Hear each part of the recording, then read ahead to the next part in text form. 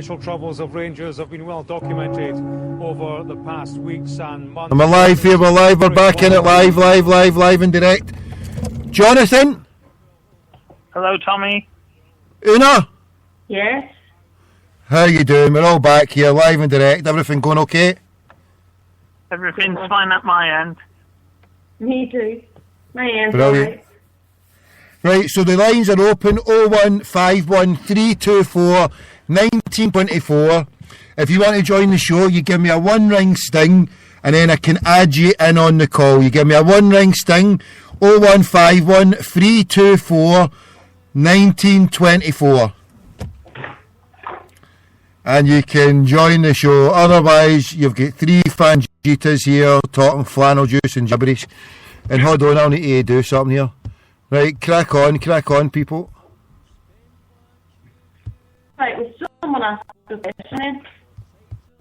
Oh, here. Right. I'm going to ask one of you, Tommy. Oh, maybe you shouldn't. Charlotte Fakes? Yeah, what about Charlotte Fakes? What's the crack there? What are your alleged thoughts on the subject that might not be happening, but shouldn't be, but maybe should be in the media, but isn't? Say it again, so I'm messing about with this stuff here. Say it again. What do you think of Charlotte Fakes? See, I've not really been taking a close interest in it. So since you're the caller, you tell me your. Be in the news, but isn't, and that is the child stealing by the state, because we're having kids taken off their parents, taken into care where they're sexually abused by psychopaths, because apparently when the father of the child was in a previous marriage, he might have raised his voice during an argument with his ex-wife. You say that generally, Jonathan. You say that like it's a mass thing that's happening. Is this a case you're talking about? Well, it's a particular case I'm talking about, but this case I'm thinking about actually goes back years, but it's still happening, where children are being taken into care on the most spurious reasons to meet government targets, and it has nothing to do with the actual welfare of the children in question. Yeah. It's an absolute scandal. And when the New World Order does eventually collapse, the people who have perpetrated these awful crimes against families and children, particularly the ones who are graduates of common purpose, they're going to get lynched on the streets. I honestly see that. And I'm not saying that they should be. I think they should be brought to trial and convicted. These people are sick. They really are sick in the head. Jonathan, you're right. You're right there. They are sick in the head, and I can understand your viewpoint on a historical point, because yes, it's been proven many, many, many times, unfortunately, that in the past, that children who have had the misfortune to pass through care homes for whichever reason, or whatever reason, have unfortunately had to suffer at the hands of unscrupulous people. And may I add, through the 70s, 80s, 90s, 60s, 50s, 40s, let's go back in time, forever. It just shows you, Jonathan, exactly. There were all sorts of occupations that attracted people to vulnerable children, whether it be joining the priesthood, whether it be joining a scout club, joining a rugby club, joining whatever walk of life. There are many, many occupations that have attracted unscrupulous people towards vulnerable children. Now, you know what I find. Sorry, Jonathan. Fortunately, what you find from learning from the past is that forward thinking, that children hopefully going through homes and that now are looked after by much better staff. I hope that is one thing that has come out of the past. But you said that the government now were to meet targets. Unfortunately, I think the amount of children going through children's homes now are exceeding targets. I don't think target's a good word anyway for children's homes, but you will find that it's not targets. They are going through the roof. These children are, it's not the children's homes that are doing them damage. It's the fact that they are put into a wider, unscrupulous society. And now the New World Order needs to incorporate into that a learning curve from the past, a business plan, whatever plan you call it, a social plan, a better plan for children in the future, where we incorporate children lost through a system and you bring them into the new world social order. But we can't do that by pointing fingers at the past. All we can do is learn from it. You know what really I find really perplexing about social services, and it shouldn't really perplex me considering what I know, is that parents having their children taken from them on the most spurious of reasons, and yet the abusive boyfriends and the abusive aunts and uncles of children like baby Pete and Victoria are given a blank check by the authorities to use and murder children. I think that's a bit extremist. I think that's taken a couple of cases, and don't get me wrong, I have no doubt there are equally awful, tragic cases throughout the world.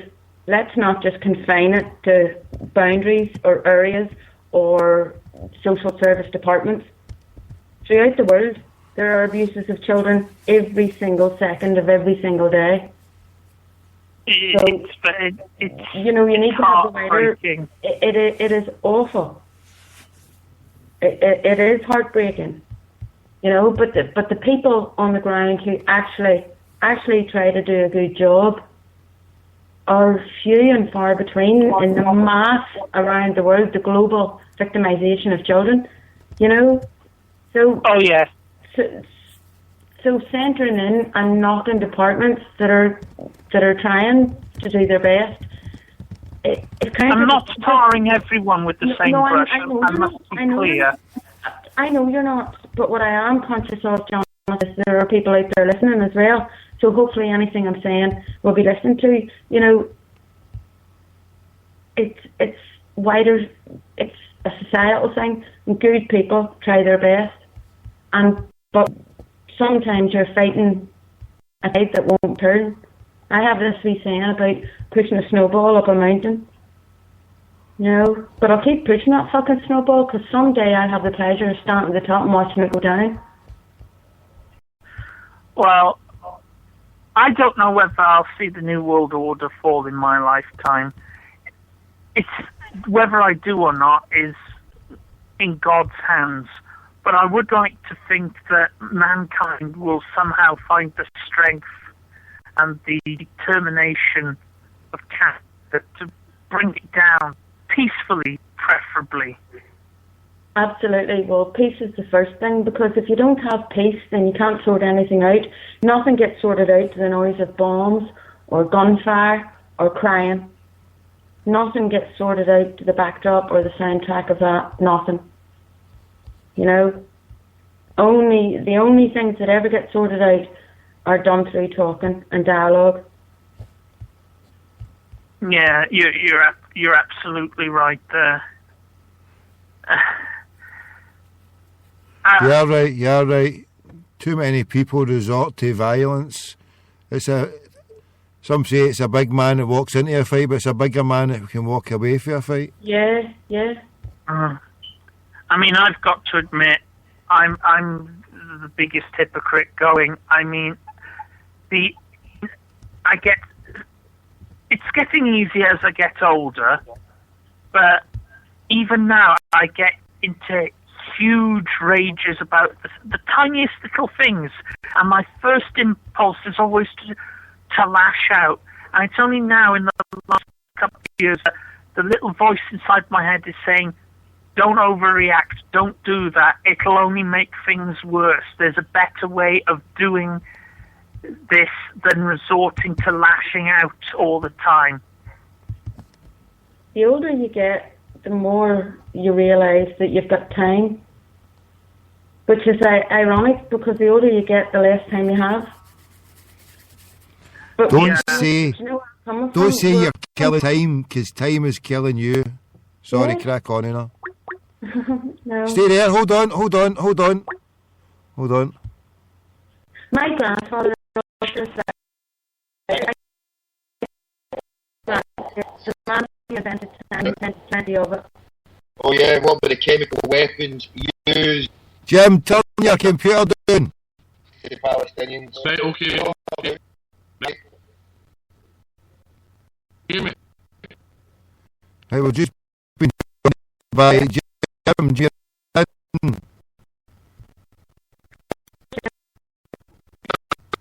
The piece of uranium is just poisoning the whole. Jim, in.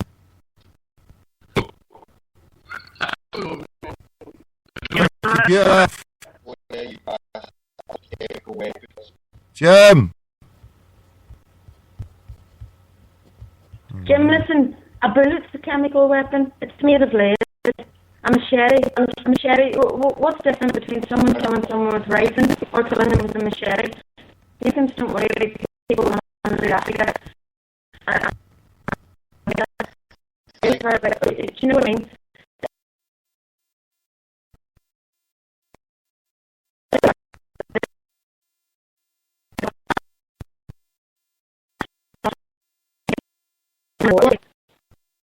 Yes, I can't think of it.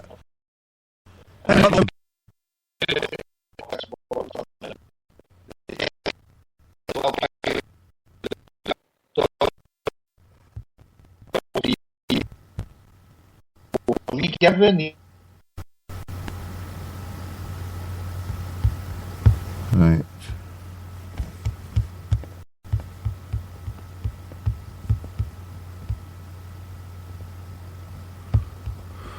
Right, here we go. Change it. Right, that's not what, so we'll put this one. Not responding it. Right, okay. So we can't do.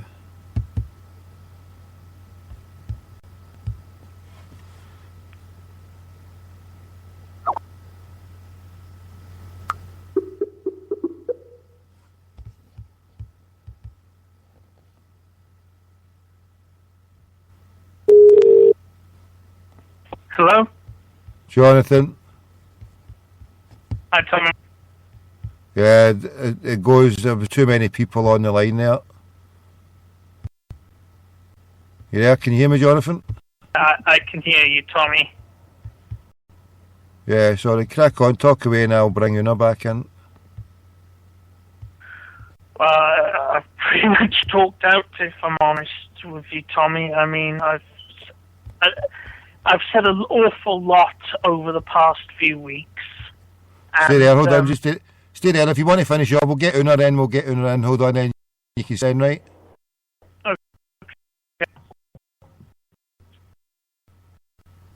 Hello? Hello? Una? Yes? Hello? Jonathan's Hello, back Una? here. Jonathan's just going to finish off here. So, Jonathan, yeah, say what you want to say then, Jonathan. I've said an awful lot over the past few weeks about a number of things. Bilderberg, the state of society, maybe one or two of my own personal experiences. I just want to thank Tommy for giving me the opportunity to express myself uninhibited. Oh, shut up, you tart. But it's important that we hear more than one voice, because there's more than one point of view on the world. And you'll be hearing a lot more from me again. But sometimes I think there's an old saying that once you've said enough, don't say anything more until you've got something new and worthwhile to add to that. And tonight, I feel that I've got all that I need to get off my chest. And I'm very grateful to have had the opportunity to talk to Una and to you, Tommy, and to the listeners out there. And I wish you a pleasant night, pleasant day to come, and I look forward to speaking to all of you again. God willing. And I'd like to thank you, Tommy, as well. No problem, Jonathan. Oh, Jonathan. You take care then. We'll speak to you soon, mate, right? You too. I'll Jonathan, speak to you it's again. a pleasure to speak to you. God bless, mate. You're a true take care, right? You Thanks too, for staying up both so of you. late. Take care. Okay. See you. Bye. Bye. See you later. What a gentleman, Tommy. The lovely guy, isn't he, you know? Yeah, he is. He's cool as, like. Right, hold on, right. Let's see if we get Jim back in, Jim. Right, Jim, if you jumped in, I was going to get, hold on, who's this? Somebody just... Wow. Hold on, I'm just adding you in, Sue. Right, so, hold on, right, who was it? Right, hold on. Right, add, hold on. Oh my goodness, where am I going here? Una, stay there. You there? Una? Yeah, I'm hanging on in there. I don't know how to do this. We used to do this with like about 6 or 7 people. What? What was that? You used to Skype with like 6 or 7 people. Me. My computer's no able to cope. I'm piggied back on. Stay there, I need to phone you back. Stay there, hold on. I've got a Scooby how to operate this. Right, where am I going? So... Oh, for fucking heckin', what are you doing? You there? Hello. Right, stay there. I was going to get Jim on, Jim, right? This crackpot's jumped in your place, right? So we'll get Una back on, right? And then see if we can do a 3-way here. Hold on. Stay there, man. Stay there. I'm back at 3-way calls.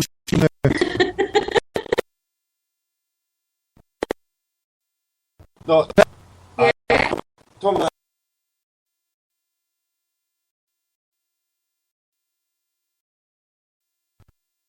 I can hear you.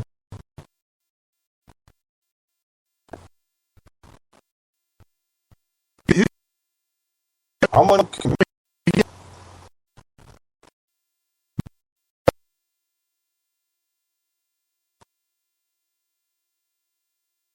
That's right.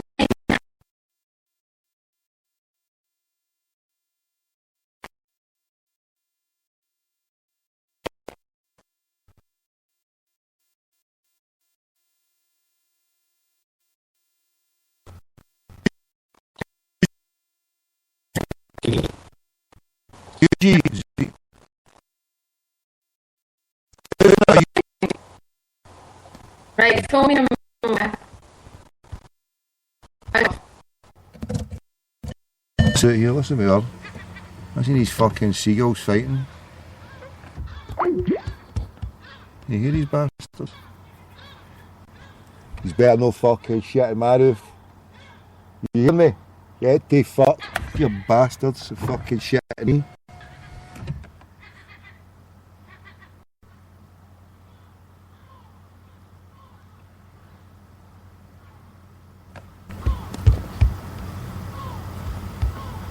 Right.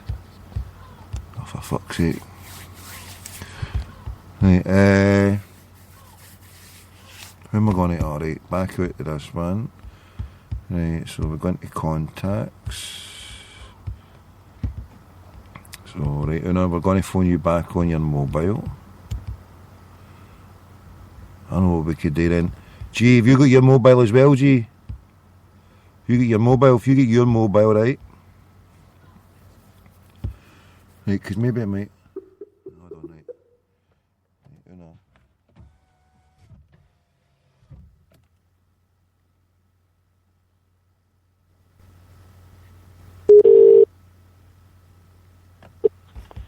Hello? Una, Yes, hello, how's you? same as I was 2 minutes ago, right, hold on. Right, I'll phone this crackpot on his mobile, see if I can get him on his mobile. Right. Hold on, stay there. So, hold on. Here, Jonathan's good crack. What? An intelligent guy, isn't he? Jonathan? He's a good Clever guy. guy. I know. Yeah, he Stay, is. stay there, I'm just going to add.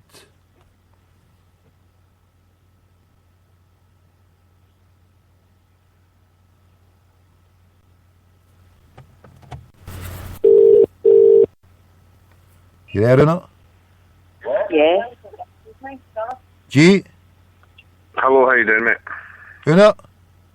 Yeah, I'm here, mate. Yay! We have lift off, right?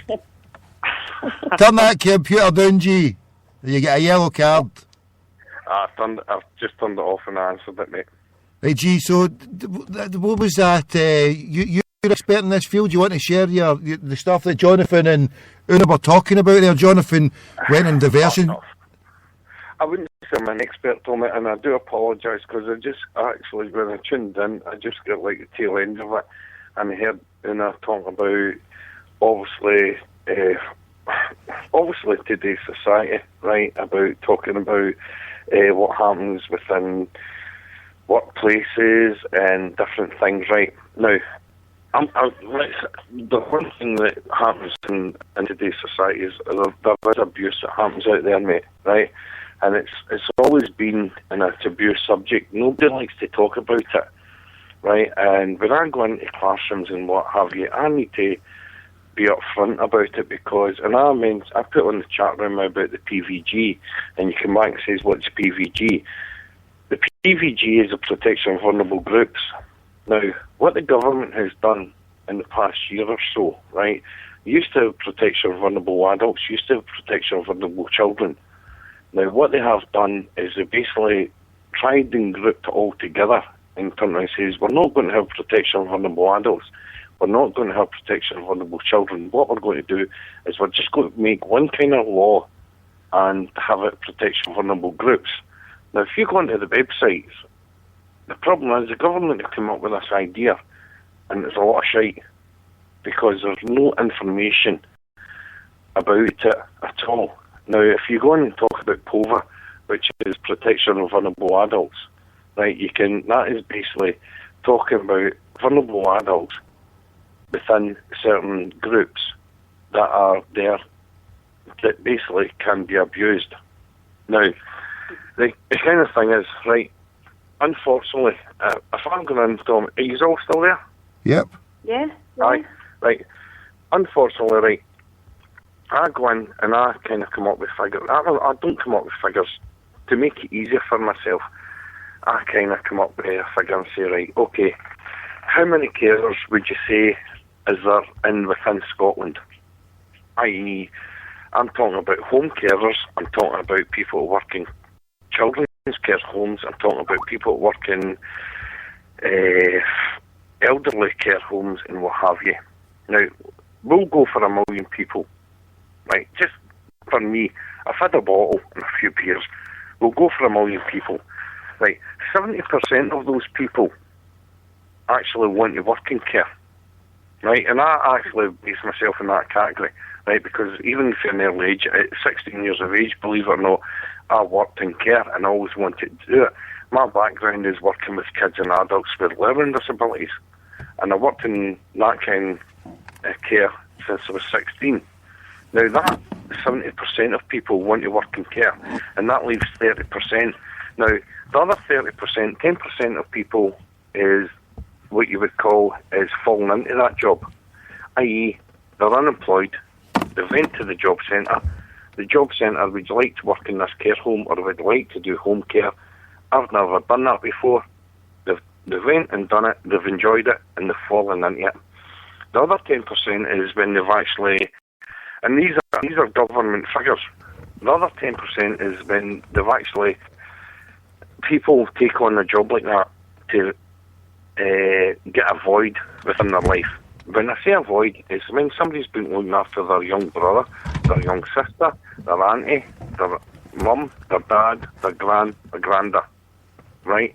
They've actually been a carer within their own home. And what's happened is, if unfortunately that person's passed away, they've got a void in their life. Now, that leaves them a void in their life, so they then go into care, because that gives them a wee bit of comfort, which is, I'm not saying it's great, but it means that there's a wee bit of comfort there. Hold on, if you can hear any noise, just keep talking. I've just dropped something to the back of the seat. Sorry to jump in, G-Ray. Just keep talking, just in case you hear anything. I've just opened the door here. Keep going, right? No, the unfortunate thing about it is, Tommy, that leaves another 10%. Now, if you're talking about 1 million people, 10% of 1 million people is 100,000 people go into care or go into that type of work, i.e., I'm talking about care, and then what you were saying is, i.e., your rugby clubs or football teams or anything within that leaves 100% of people, 100%, 100 people, 100,000 people, so 10% go into this kind of work because it is a power thing, because they know that when they go into this kind of work, they can then actually have power. They have access. They have access to people, but they've also... But that's what I was trying to say. That the people go. There are a certain amount of people who apply for those jobs, and they've done it all through history. Una, they've done it all through history. Well, in the last 5 years, right, I reckon there's probably been about 2,000 reported cases of abuse throughout all these things which is going on. How many have went to court, and how many people have been prosecuted? You could count them in your one hand, Una. Yeah. Well,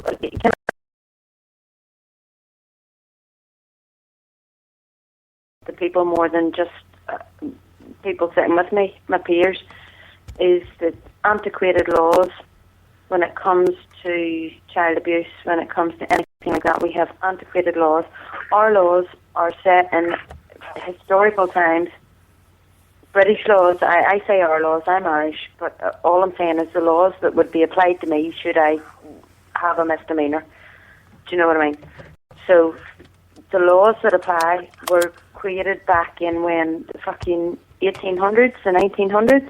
Now, what was prevalent in those days was child abuse, and what was prevalent in those days was child abuse by the higher echelons, i.e. those who made the laws. So you will always find a cover-up when it comes to that. We need a massive overhaul of the legal system in this country, or in whatever, the economy I live under, for want of a better terminology. The economy and the law. The problem as you've got is that nobody likes to talk about it, and that's even in nowadays, people kind of turn a blind eye. Now, even, let's face it... They don't want to talk about it like they don't want to talk about rape. Hold on, both of you stay there. Hold on, can you hear me? The call's degenerated. Yeah. Stay there and I'll phone you both straight back, okay? Right, bye. Starting to crackle there, wasn't it? Starting to crackle.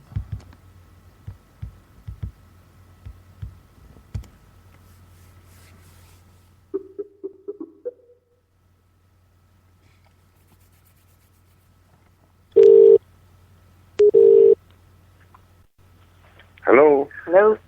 Hiya. Hello? Hi. Hiya. Is Tommy here? Of course I am. I'm just sitting here, chilled out. I'm just still sitting here, sitting in amazement that I can do a three-way call. So crack on. Right, Una, what you were saying is that the government, okay, needs to have an overhaul of the laws and the policies that are basically within place, right? Now, can I say very, very quickly just one thing? One thing that I do believe that should be taken out of law is theology. There should be no law written that goes by way of a god or a religious sentiment. There should be no law. Hold on, this is the bit. Right, would it be possible, can I put my hand up and interject in this debate, please? No, Tommy, sit down. What do you mean, no? Please, excuse me, miss. Excuse me, miss. Right, okay, no, can I? Well, No, Tom, I know you're desperate getting there, right? And let's face it, right? Right, you're saying that no law should have something that come in and say religion takes. Right, let's face it, there's no point now. I go to chapel, what have you, and whatever. Now, what is the biggest crime rate and whatever you want to call it, the biggest cover-up within the world? Is that wee city in Rome with the big circle around it, the Vatican City, who have owned their own laws, their own policies, their own police force, their own army. Whatever happens in that city, no other person can justify it or can question it, because whatever happens in that wee circle in Rome, a lot of people might be listening to me, might listen back and totally disagree with me, but unfortunately I'm telling the truth. There's that wee law in there, in that wee circle, that basically turn around and say, no, you're not hearing anything. So when you go into religion and what have you, there's certain things within the world when it comes to religion. Gee, hold on. It's not your fault. Hang on, I'll get his back. Jim. Hello. I've had to hang up. I'll phone you back. I've had to hang up. Don't phone through. Go on, because I can only take 3 callers on. They bother.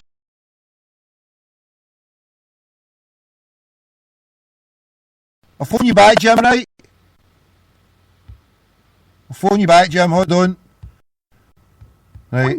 The call was crackling. Oh, where have I gone there? Where have I gone? Recent. Right, so there we go. Hold on.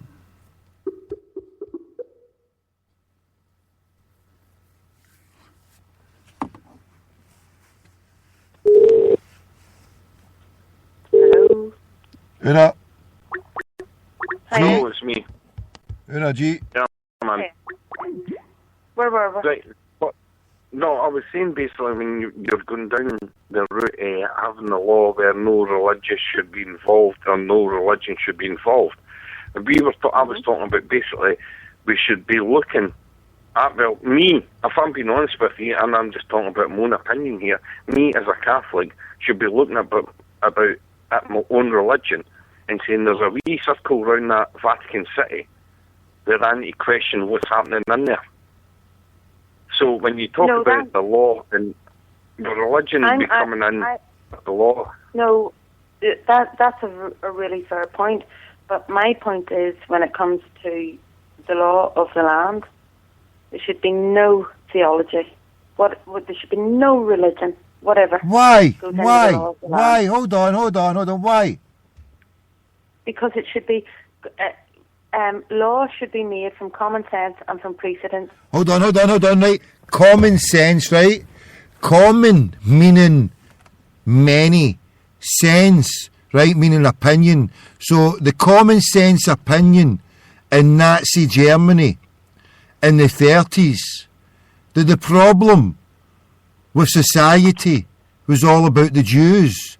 So if they built big gas ovens in concentration camps and fed all these ovens with Jews, then the world would be a better place, because this was a common sense opinion, right? So common sense, right, just because you can get a nut job like Hitler whipping up everybody into a certain sense of opinion, common sense didn't mean it's always right. Bringing us up to date, a common sense opinion in 2003 in the February was because the mantra was, he's got weapons of mass destruction. He's got weapons of mass destruction. He's got weapons of mass destruction over and over and over. These dumb shyster bastards kept saying, he's got weapons of mass destruction. So then the common sense opinion became, well, he must have it because I've said it so much. 45 minutes, oh, he must have it.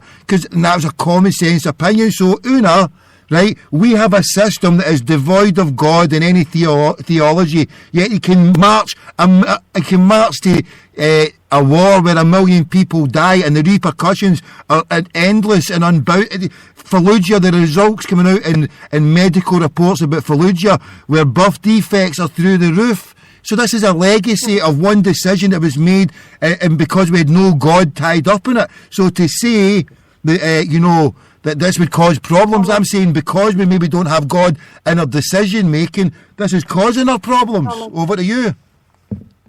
Tommy, if you'd allowed me to finish, and if you listen back, you'll hear that I said common sense and precedent. But you said common sense. Common sense. What is common sense? Is the view of many? I said common sense and precedent. And precedent, what's a precedent? All your arguments are argued against by precedent because what's a precedent? Up to today, the whole weapons of mass destruction thing, precedents, if you had a common sense law that evolved with time and with what happened, you would have another, I don't know what you would call it, but today's admission of, they used weapons of mass destruction. Well, should we go into a war? No, because precedent states that the last time someone said weapons of mass destruction, we went in and we didn't find any. What are you talking about, precedents? I've just gave you two mistakes. One, a common sense was the Nazis, and then this government, this country went into a war of aggression and backed a bunch of nut jobs, right? And then we do it again 10 years later. We're going in, backing another bunch of nut jobs. So the precedent's there. When I said common sense and precedents, is that the law would evolve with precedents. Once something has happened and you learned it hasn't bloody worked, you don't allow it to happen again. But we keep doing that, Una. Ever-evolving law. But what you don't do is sit and have your laws that are sitting back in fucking 1800 when there were assholes. There were no women involved in lawmaking. That women couldn't vote in those days, Tommy, when the laws were made. You're talking about this, or whatever you call them. Come on, Tommy. You're talking about hold on. You've said God, right? And you're falling into. I'm saying take God out of law. But hold on. Because as soon as you apply, Una. Then you're for fuck's sake, Una. Once someone with a different God comes up in front of your court. You're basing. It's just like Una. Hold on a second. Una. What? Sorry. You're basing your whole thing. And your whole basis of God on one religion. And that does my nut. I mean, people talk about, the Christians or whatever. There's other religions. Instead of basing your argument, if you don't like something about the Christian faith or Christian laws are in this country, there's other religions. And I'm not just talking about Islam, Buddhism. There's other religions that are out there that you don't have to say, Tommy. What? Tommy, and I totally respect that. But hold on, but you've just based. No, but hold on, you. But you're almost get. No, but hold on, Una. But hold on, Una. It's applied by the Christian God. The laws are applied by the Christian God. You're based. So that's what I'm talking about. I'm not disrespecting any other religion. No, but you're basing your viewpoints. What I'm saying is, you're basing your viewpoints on the theology of the Christian. You're basing it on the Christian. Because the law that I live under and I'm governed by. But so then why do you have to? Why do you have to say then? Why do you have to say, God's laws shouldn't be part of it? Because you're only taking it as Christian laws. So there's other God's laws. People believe in Buddha being a God. I'm governed by. What? Only because that's what I'm personally governed by at this moment in time. But I know, but you're using it. In Northern Cyprus, Tommy. But you're using a general argument under the law over there. But you're using under their law. Sorry? Because I respected it, and it was governed by their powers that be. But I totally respected living in a Muslim country by their law. Tommy, can I jump in here? I've got to agree with Una here because what we're saying is, yes, what you're saying is there is different gods out there, and yes, we will respect those gods.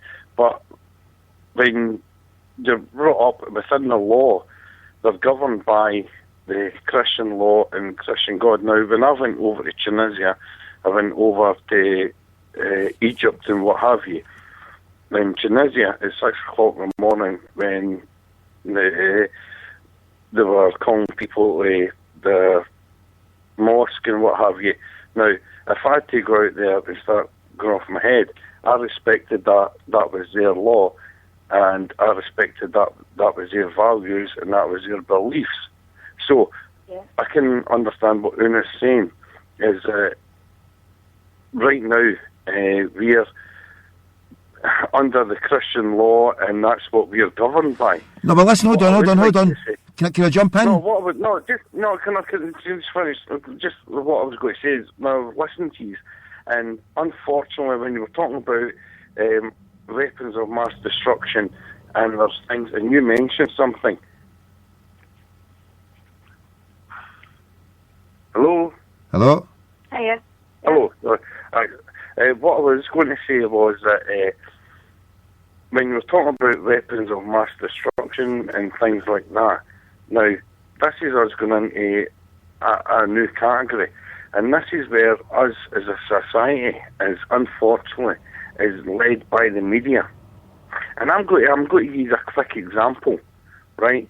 And I'm going to turn the lid over, right?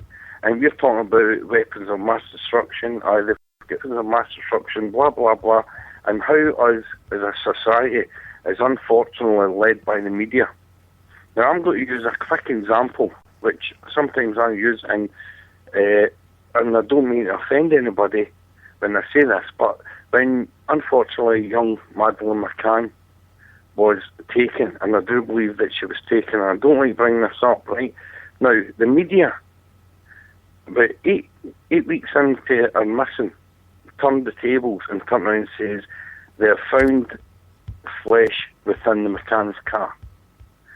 Within a full week of the McCanns having full backing of the British public, within a full week, it was turned against them. Now, what the media didn't do was, yes, they found flesh, but they found flesh which turned out to be of a chicken. But within a full week, the full country went turned round and was basically near enough against the McCanns. And so from giving that couple sympathy, which they should have done, within a full week, the media was able to turn a full country. Now, Britain is made up of 72 million people. Near enough 50% of them turned their view against the McCanns because of one news article. Now, when we go back about God within our country and things like that, at the end of the day, unfortunately, we're the kind of society, we will listen and we will look and read and whatever within the media, and it's the media that run our country. That's the bottom line. But that's exactly right, but can I just say, Madeleine McCann went missing in 2004. Since then, there has been a massive upsurge. It wasn't 2004. My little girl, who's the same age as her, it was 2008, yeah. Sorry, I was thinking of, they were born in the same year, within a month of each other. Sorry. Hold on, Una. See, before you go into this, right, the only point I was trying to make, right, just before, because we've jumped onto something else, right, so just to take it back a step, is that okay? Absolutely, Thomas. The only thing that I don't like happening, right, you can have opinions of whatever religion or my religion or whoever, right, but it's a common, and I was just trying to address it while you were doing it at the time there, Una, right, and you did at the time. It's not that you're guilty of anything or not that you've done anything bad. I'm not accusing you of doing anything bad, right? And you're allowed to have your view, but yeah, because it's a Christian country and you're from a Christian religion, and I mean, and people in my own family use that as well. You know, use the same thing, but you're basing your decision of not liking God or not having a faith in God on a Christian. So, well, I'm not saying you're basing it, but a lot of people anyway, and that I'm not saying you were guilty of doing anything, and I wasn't having a criticism or having a go, but it's like you said there. Do you understand where I'm coming from on it, Una, and G on this? Totally, yeah.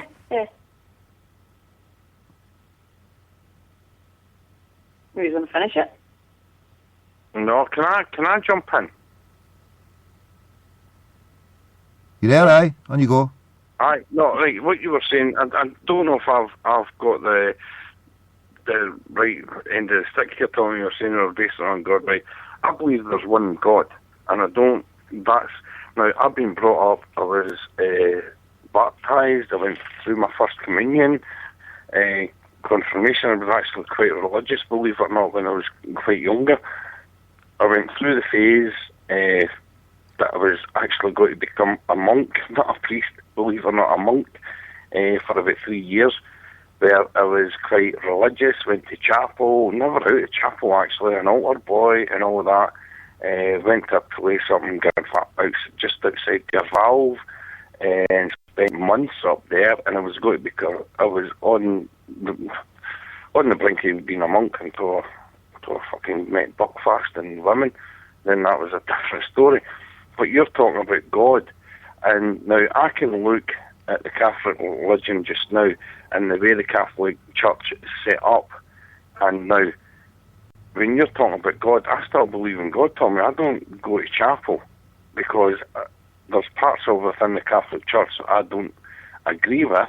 I don't agree with that I need to sit down with I don't, listen, I'm not saying don't believe in it, but I'm just saying that people use their experience of whatever religion, and it's not just Catholic or Christians. I mean, Muslims probably do it as well, right?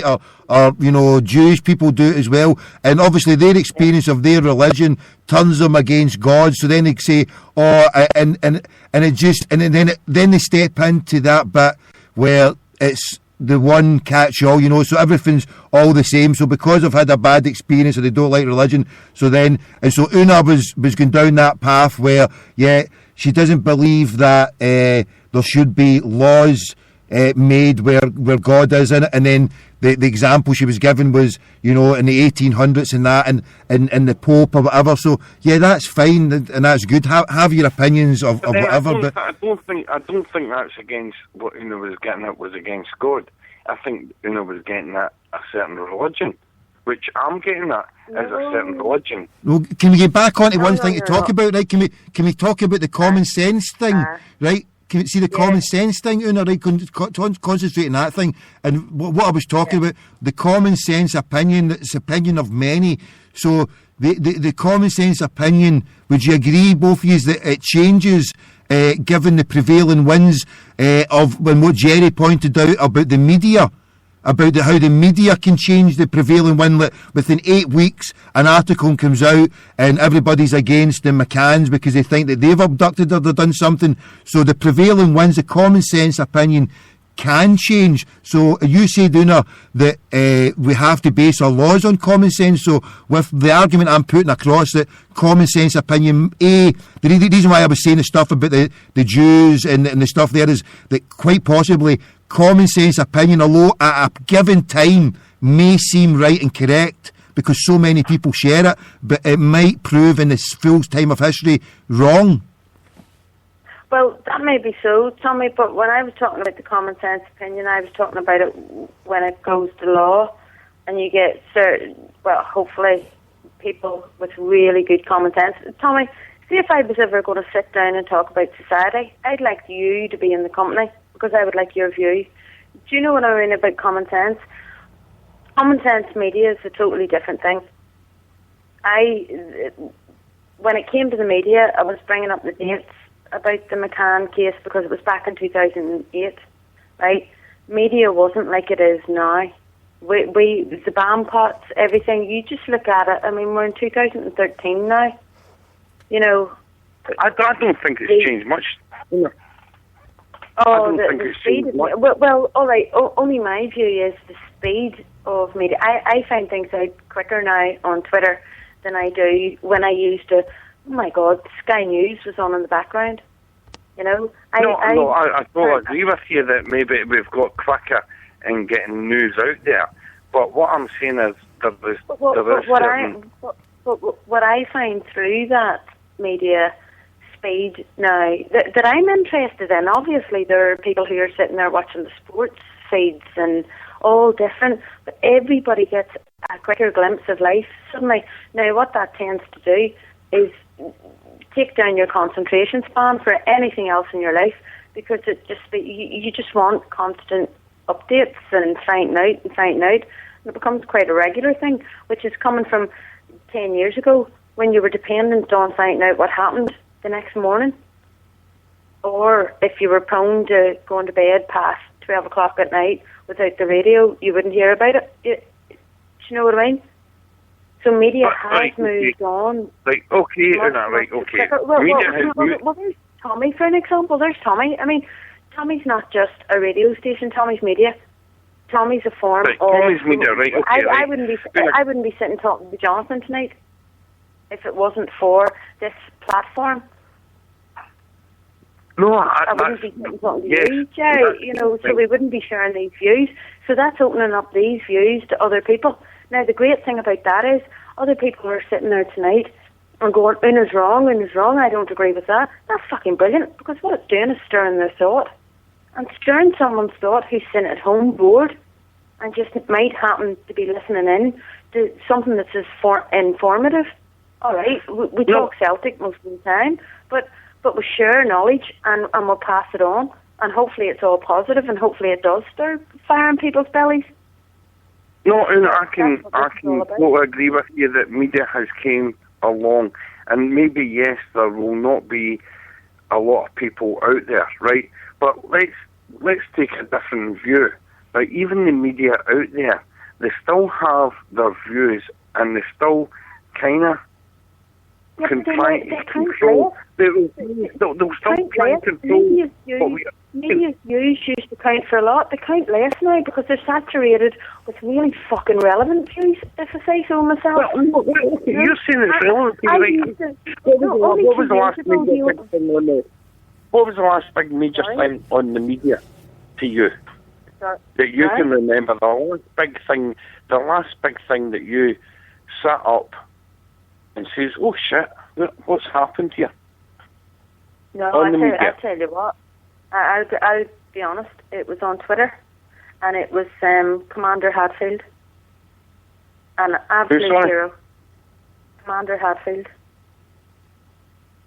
Ground control to Major Tom. Yeah, absolutely. And he's fucking superb. And do you know what? I've introduced my 9-year-old, my 7-year-old to him. I was born in 1970. I missed Neil Armstrong. I heard about him. All I did was hear about Neil Armstrong and hear about him landing on the moon. Hold on, I grew up in the 80s and 90s. I heard that he believe in the moon landings, Una? Do you believe in the moon landings? I've my doubts, Tommy, but I've got no knowledge to back it up. So it's like religion. It'll always be an enigma to me. And I'll find out someday. What if I was to say to you that is it the Van Halen belt? What would have been an easier one? Like, see how I'm broadcasting this now, right? It goes through the internet, right? But see how the old broadcasting of radio used to work through an aerial? Yeah. Right? You know, see, like FM, see if you listen to Radio Clyde and you start driving down to England, there comes a point when the signal goes and you go over a few hills, yeah? Yeah. And they put out at Hart Hill, they put the big aerial out there, and if you live in the dip of a hill, sometimes you don't get the signal, because it's not there. So this is what happened. They couldn't possibly get a signal from the moon to here unless they had an aerial about 5, 6, 7, 10 miles fucking long. An aerial that long to broadcast for the moon what they did from that far a distance. They needed a huge fucked off aerial that is just infeasible. It's just to broadcast there what they did, and not only that, they broadcast fucking picture perfect for the moon. Picture perfect. STV, ITV, Masoot in a fucking set. How often do you break up a night, like, fucking 40 years later. I know, and I'm using top of the range crackpot technology, but come on, Tommy, what do you think? Do you think they made it to the moon? I've been in your technology machine. Apparently the shadows don't work as well. I don't know. I love Tasman. You'll have to play that. Tamsin Archer's Sleeping Satellite. Did we go to the moon too soon?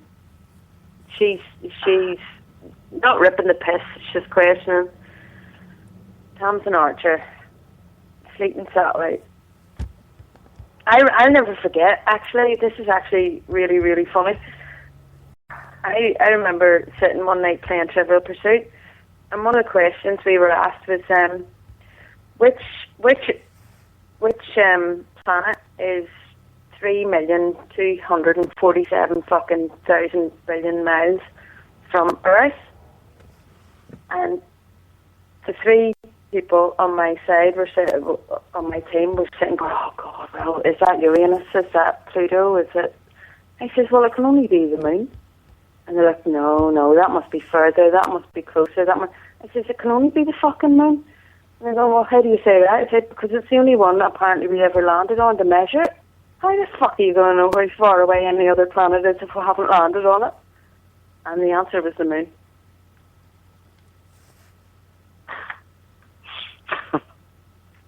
Oh, well.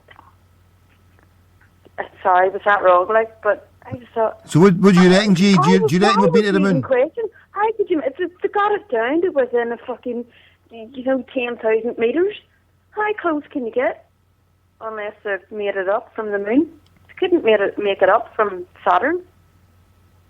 What do you reckon, G? Did we make it to the moon? No, I don't know. Fucking moon every night. The only reason they made it to the moon was because the Ruskies were pretending to.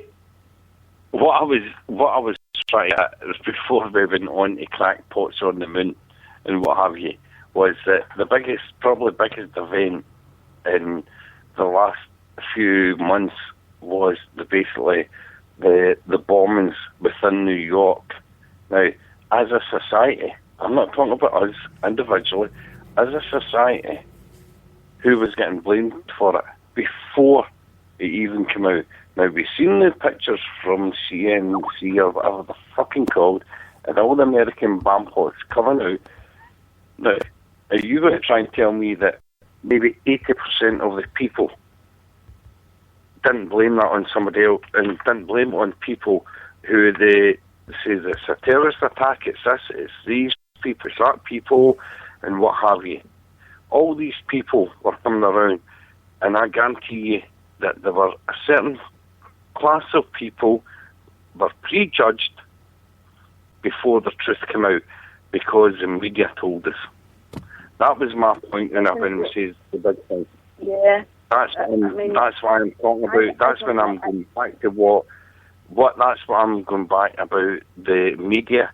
I can't remember the last time I bought a paper, and I can put my hand on. I haven't seen that. Yeah. The last time I bought a paper was a year ago when I started doing my show. Then I realised the amount of pish I was reading.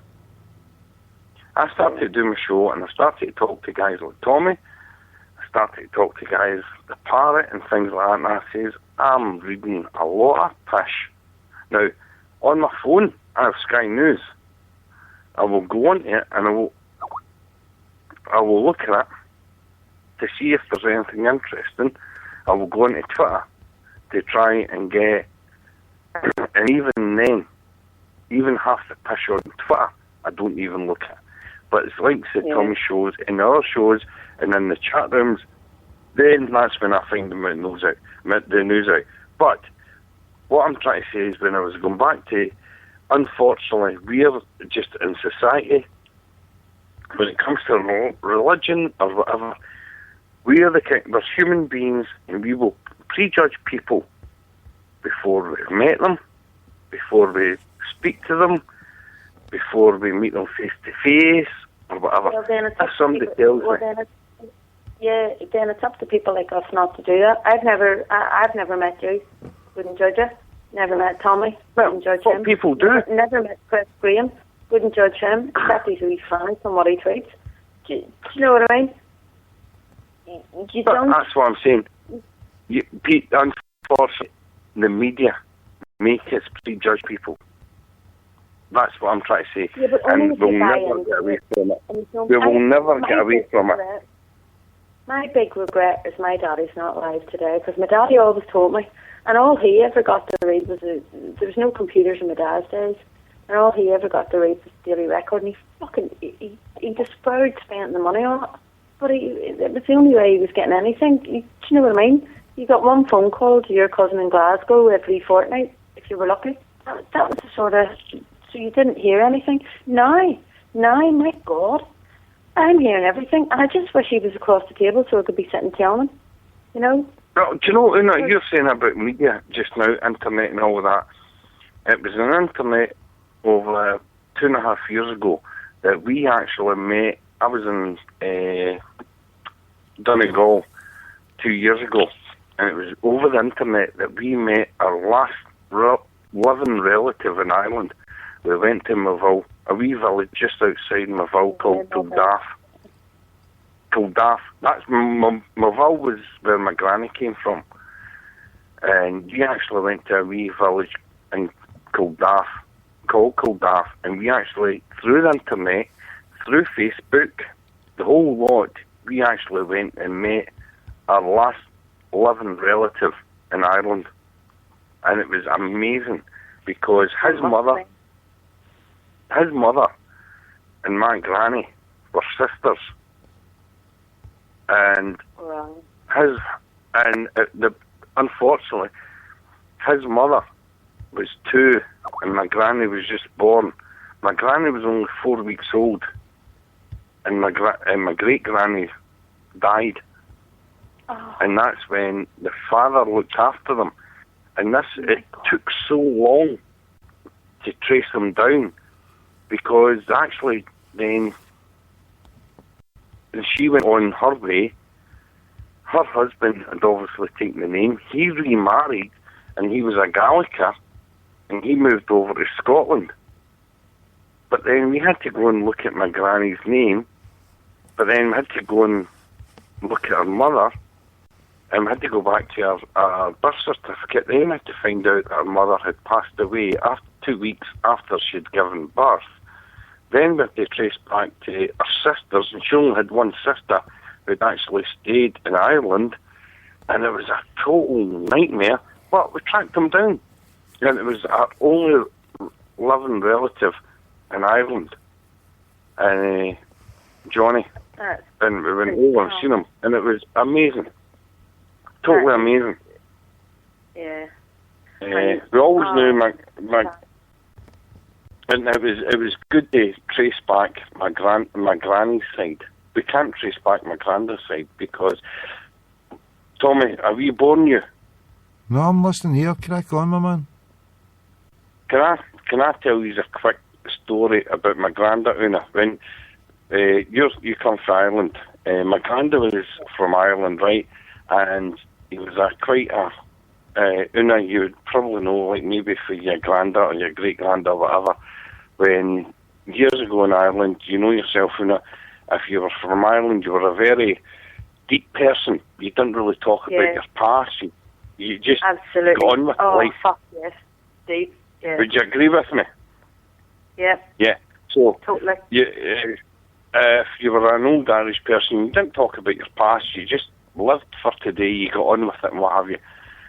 My granddad, we were sitting one day. I got on really well with my granddad. He was more like a father to me. And we were sitting one day, and me and my granddad, every Sunday I used to go down to my granddad's house. We used to go round, and I'll tell you, when I look back at it, I can laugh now, but when I used to go down and see him on a Sunday, we went round in the graveyard, right? We went down to see my granny, but we had about bloody 20 stops round the graveyard. That's the type of man he was. And he had to go round the rosary beads and everything. But because nobody knew my granddad's past because he didn't speak about it. But I was young. And I was walking and I said, Granddad, says, well, don't mean that, Bud. I used to call him Bud. I says, Bud, I says, what's the script with my granny? I says, my great granny. And he put his head down. He says, I remember my mother. Deep Irish voice. He says, I remember my mother. He says, we lived in a cottage and I had a young brother and a young sister. And I was 12 years of age and I worked in the fields picking potatoes. And I says, right. He says, I remember walking out my cottage and walking down and I closed the gate behind me and I turned back and I waved to my mother. I says, aye. He says, and I had a wee poke with my sandwiches and an apple in it. And I was 12 and I went to work in the fields. But one day I got to the end of the cottage, I closed the gate and I turned round and waved to my mother. And I knew it was the last time I would see her. And I went, what are you talking about? He went, I left that home, I went and I got on the cattle ferry to Scotland, 12 years of age. Never seen his mother again. My God. And his mummy didn't know he was going? No. He just knew to make a better life for himself, he had to leave. At 12 years of age, my God. My daughter's 9 years of age, and I wouldn't wish she would even have a thought in her head about something as worrying as that, because, oh my God. The thing is, see, when he told me that, I was walking with him, and I couldn't believe it. I actually had tears in my eyes. And he says to me, I went down. He says, I walked 40 miles. And I got to the docks. He says, and I got on a cattle ferry. He says, and at the time, a cattle ferry from basically Ireland to Scotland, like, if you fell in, they left you. The cattle were more important.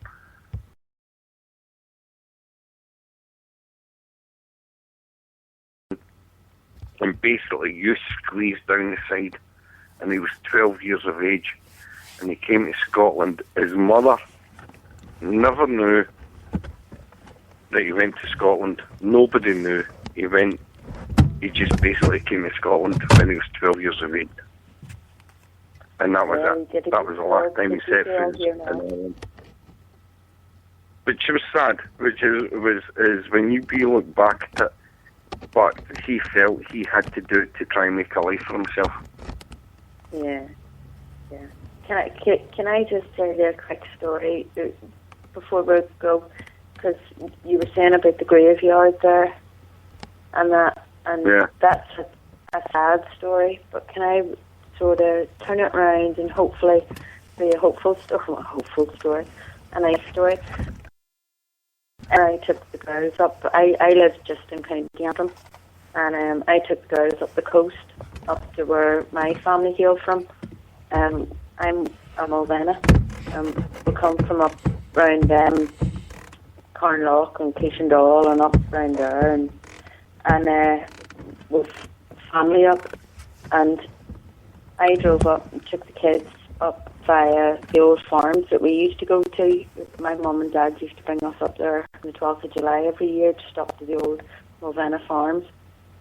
Anyway, so last year I took my two girls up, but I took them, the old farms are still there, but they're owned by other people. But what I did was see what my parents did with me and brought them into the local graveyard. And I said, like, run around and see the Mulvenas, because they're your ancestors and they're my family. As I meandered around the graves, all I could hear was my two, Mummy, here's another one, there's another one. It was like fucking Mulvena bingo in the graveyard. I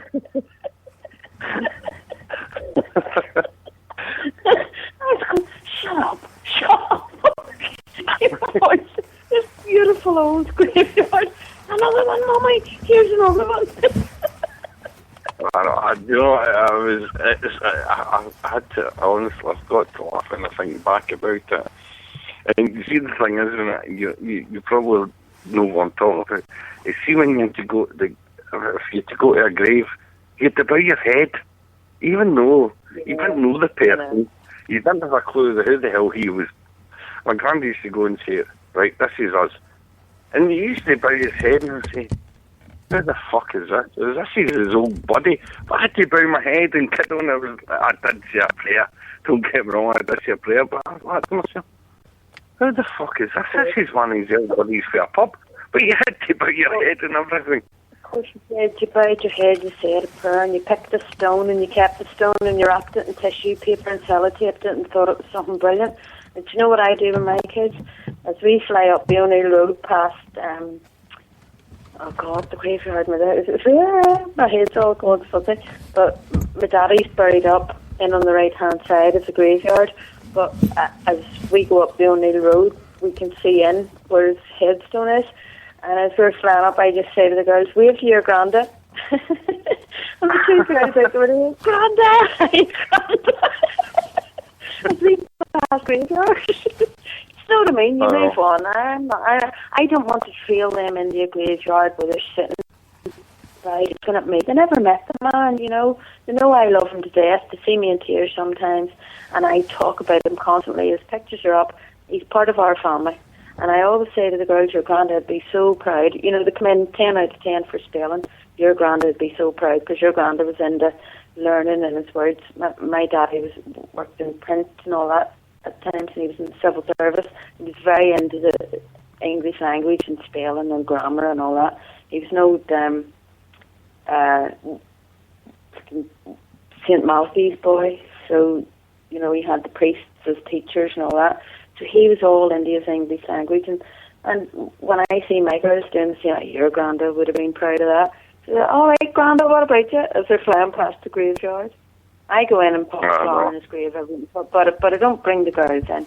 They don't need to be hawked around the graveyard and think about death. And, you know, but they just need to hear about their grandfather and know that at one point he was alive. That's the most important thing. Good memories. Not that he's dead.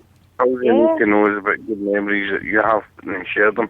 Yeah, but I'll tell you what, you know, me and you are getting rights to this bloody damn show that's going on live on the internet. Because Tommy's sitting there in the background. He's probably went to sleep. Are you there, Tommy? Yes, I'm not sitting here. I've reclined. I'm relaxed back. Can you hear me okay? You're sitting there listening to me and I'm talking about fish. No, please. I'm still stuck on the trip that I've got three people.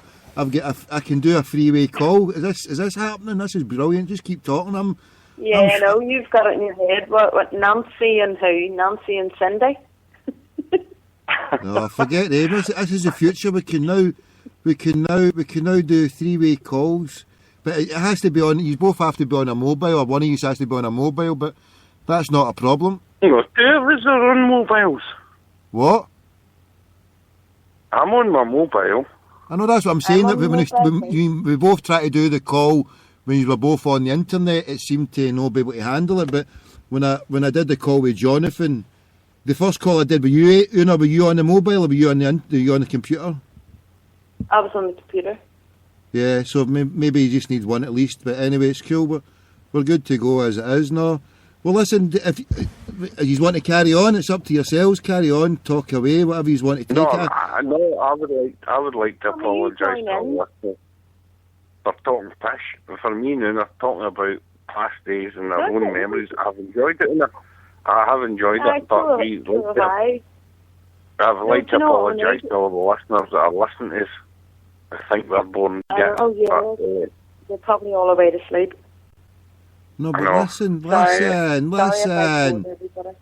listen. You forget, right? Radio like this, where people are listening, it's voyeur radio. People sit there listening to people talking because people like it. People just like having a conversation and hearing people talking. So you don't have to be talking about anything exciting or anything at all. As long as if people like the tone of your voice and whatever, they'll just listen to you drivel on. So keep drivelling on. Cheers. Keep drivelling on, because that's all I do. If people like you, they like you. If people don't like you, they don't like you. and then whatever the twain shall meet, I couldn't care if nobody likes me, don't want to listen in.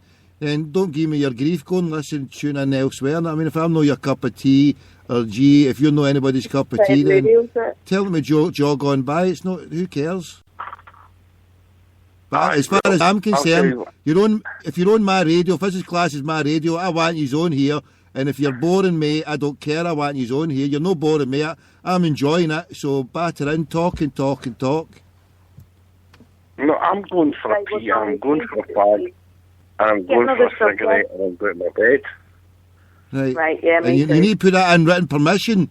I'll maybe let you off in about half an hour. I can let you off in about half an hour if you send it by written request, G, but other than that, then no.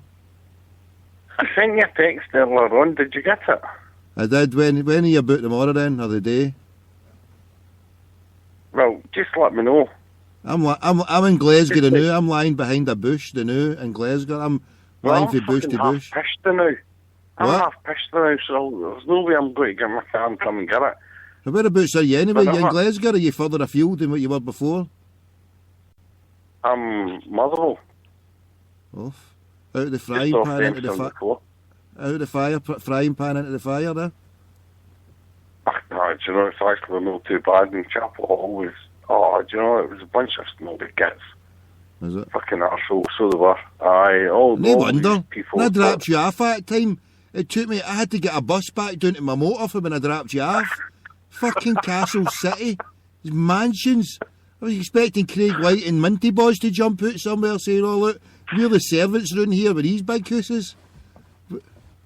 You moved to DL Park? Is it DL Park you've moved to? Aye, I fucking wish. Hugh Dallas is your neighbour? Hugh Dallas? I wish. Aye, that's it. You moved to DL Park, don't you kid us on? I fucking wish, DL You're a Park. fucking billionaire. Oh, You're saying you lived in the Chapel of Halls, but you were the big house in the Chapel Hall. I mean, don't know what a shite we were in the big house. No, you were in the big house in Chapel Hall. You were in the big house in the top of the hill. Any listeners, listen to him. He's talking pish. No, I've just moved to Motherwell, mate. The boys, they go to school. It's fucking... It's no David. I don't fucking live in Dale Park. That's from it. Have you got the deeds? Where's the deeds? Prove the deeds. If you can prove you've known DL Park, we'll accept it. Otherwise, you're in fucking DL Park, right? So, where's I'll the tell you deeds? what, I'll text you my address and you come and fucking... No, I want the deeds. Una, tell me about the deeds. We want the deeds. There we go. Two against one, outvoted. Democratic system in action. Fucking deeds out of your DL Park. The deeds. DL Park all the way. By the way, you can spell it D-E-A-D or D-E-I-D. Deed works for me either way. That's it. What's that, Dale Park? One cell DL. Does Gordon DL stay there? The deeds? My boys go to DL High School. Off. Oh, no. Hold on, you can't even sell him a Fenian school. I see my boys, that's why we moved over to Motherwell, because the boys go to DL High. And Motherwell East in Chapel is getting a pain in the arse. The only reason why, I will say, the only reason why is to go to DL High is one, we like on the heart and we like him in bits. I really do. He's 16, he's a lovely boy. I don't know who the fuck he takes after. It's not me. He does not take after me. He's a cracking laddie. But he's partly deaf and he wears 2 hearing aids. Right? And when he was grown up and what have you, he went to St Augustine's primary school and what have you, and they turned and says, look, we're going to send him to Dale High in Motherwell. You were like, piss off. Look, it's the best school in North Lancashire. He's partly deaf. He'll need the support and what have you. We're like, right, okay. The message, she was going off her head. We'll get my taxi. So we got my taxi for basically Coatbridge to Dale High. And he's come on leaps and bounds. Brilliant school. Excellent school. it was that good with turning. He says, let's get the wee man into it. So we got the youngest one into it. He was in first year. So we applied to the council if she could get in the same taxi as Ryan. Because obviously North Lanarkshire Council were picking Ryan up for the taxi, what have you. The wee man got into it. But it got to the stage, that we were travelling from Airdrie to Motherwell constantly because all the pals were over here. So we've just up sticks and head over to Motherwell. So that's the only reason why we're in Motherwell, because they're kids. And because the wee boy's partly deaf. And that's why they go to school. Well, with that excuse, we'll let you off. I'm not sending me a Fenian school. We'll let you off for that one. What do you reckon, Ian? Will we let him off? Totally, Tommy. Because But I don't even know the distance. Basically, they're not going to Catholic school. We're going to red card you, send die you. We're going to send the KKK room. We're going to get things set up in your garden. I mean, it was going to be a full witch hunt. I was going to go on the huddle board and say, hold on a minute here, this can't be allowed. But no, we'll let you off. We'll show some compassion there, it's allowed. Right, can I we're still not letting you go for a piss or go to your bed. You're not doing that. Sorry, Una, sorry, I do, sorry. No, yeah, Una? I've been writing a minute ago that I'm going to my bed, so I've got 10 minutes left. No, get a bottle and piss in the bottle. Get some incontinent pads. You're not allowed to go. They go to school than not get the opportunity of going to school. I don't care what school they go to. They've got the opportunity. Hold on, can I start something honestly, here? The school they go to is brilliant, Tommy. Quickly, a quick story, right? The first year Ryan went to school, right? And it came to Christmas, and he was going to school. He was only 12 at the time. He was still a young boy. And I seen him. He walked out, and it was the old iPod at the time. I says, I won't say anything to him. But he went away, gets taxi, and what have you. And he came back. I says, come in, quite a thing. And he says, Ryan, he says, what? I says, why did you have your iPod today? He says, with a church service. I says, what do you mean you had a church service? He says, we all go down to the church. I says, so why did you take that? Why did you take your iPod? He says, us Catholics and the Muslims get chucked to the back. He says, because it's a Protestant church. And I was like, I went, what? He says, us Catholics and the Muslims get chucked to the back. He says, so we'll sit with our iPods and listen to music. I went, I don't believe this. For a young boy at 12, so innocent, come out there. And I went, I don't believe this. I says, so what are you trying to tell me? He says, well, we go in. He says, and there were me, I thought this was his pal's name at the time. I says, Ryan, what are you talking about? He says, they turn around and say, Ryan, you're a Catholic, aren't you? He says, aye. He says, well, would you like to sit up at the back or would you like to join us? He says, but I knew I could listen to my iPod, so I just says, I'll sit up at the back. And that's what he came out with. And the best it was, he says, oh, us Catholics and the Muslims can sit up at the back and listen to our iPods. I went, I fucking don't believe this. Do you know what I mean? I was like, oh, unreal. Do you know what I mean? But as I say, a 12-year-old is so innocent to kind of things to come out of that. Him and his pals were all sitting up the back listening to the iPod, so unreal. Hey, can I ask you? Can I ask you? Would you ever consider not allowing your kids to go to school? Because I would have to say, I think I benefited greatly by dogging school. From third year, from the first moment I went dogging it, I was going to say the name there, but I won't. But when I went dogging it for the first time, right, that started off a chain of events that I started dogging it, and I'm proud to say, fuck school, just another brick in the wall, and it's there to brainwash people and it's there to set people up. So for my crackpotness, I mean, you can teach yourself anything, you can learn anything, you just need to read a book. Once you've learned yourself it, so is school really necessary? Because I managed to dodge a bullet. ban Right. school is what I'm Thomas, saying. Self-teach, No. home teach your kids. No, Tommy. Why? I was, well, I'm just about to tell you, for my example, right, not for anybody else's example, but I'll give you mine. I went to school, was very fortunate enough to get into a grammar school in Northern Ireland, being a Catholic, remember, sitting the 11 plus. My father was a father of four daughters, right? And he said to all of us, you have to get an education. You have to get an education because it's the only way for females. I mean, for sure, Una, Deirdre, Ita, right?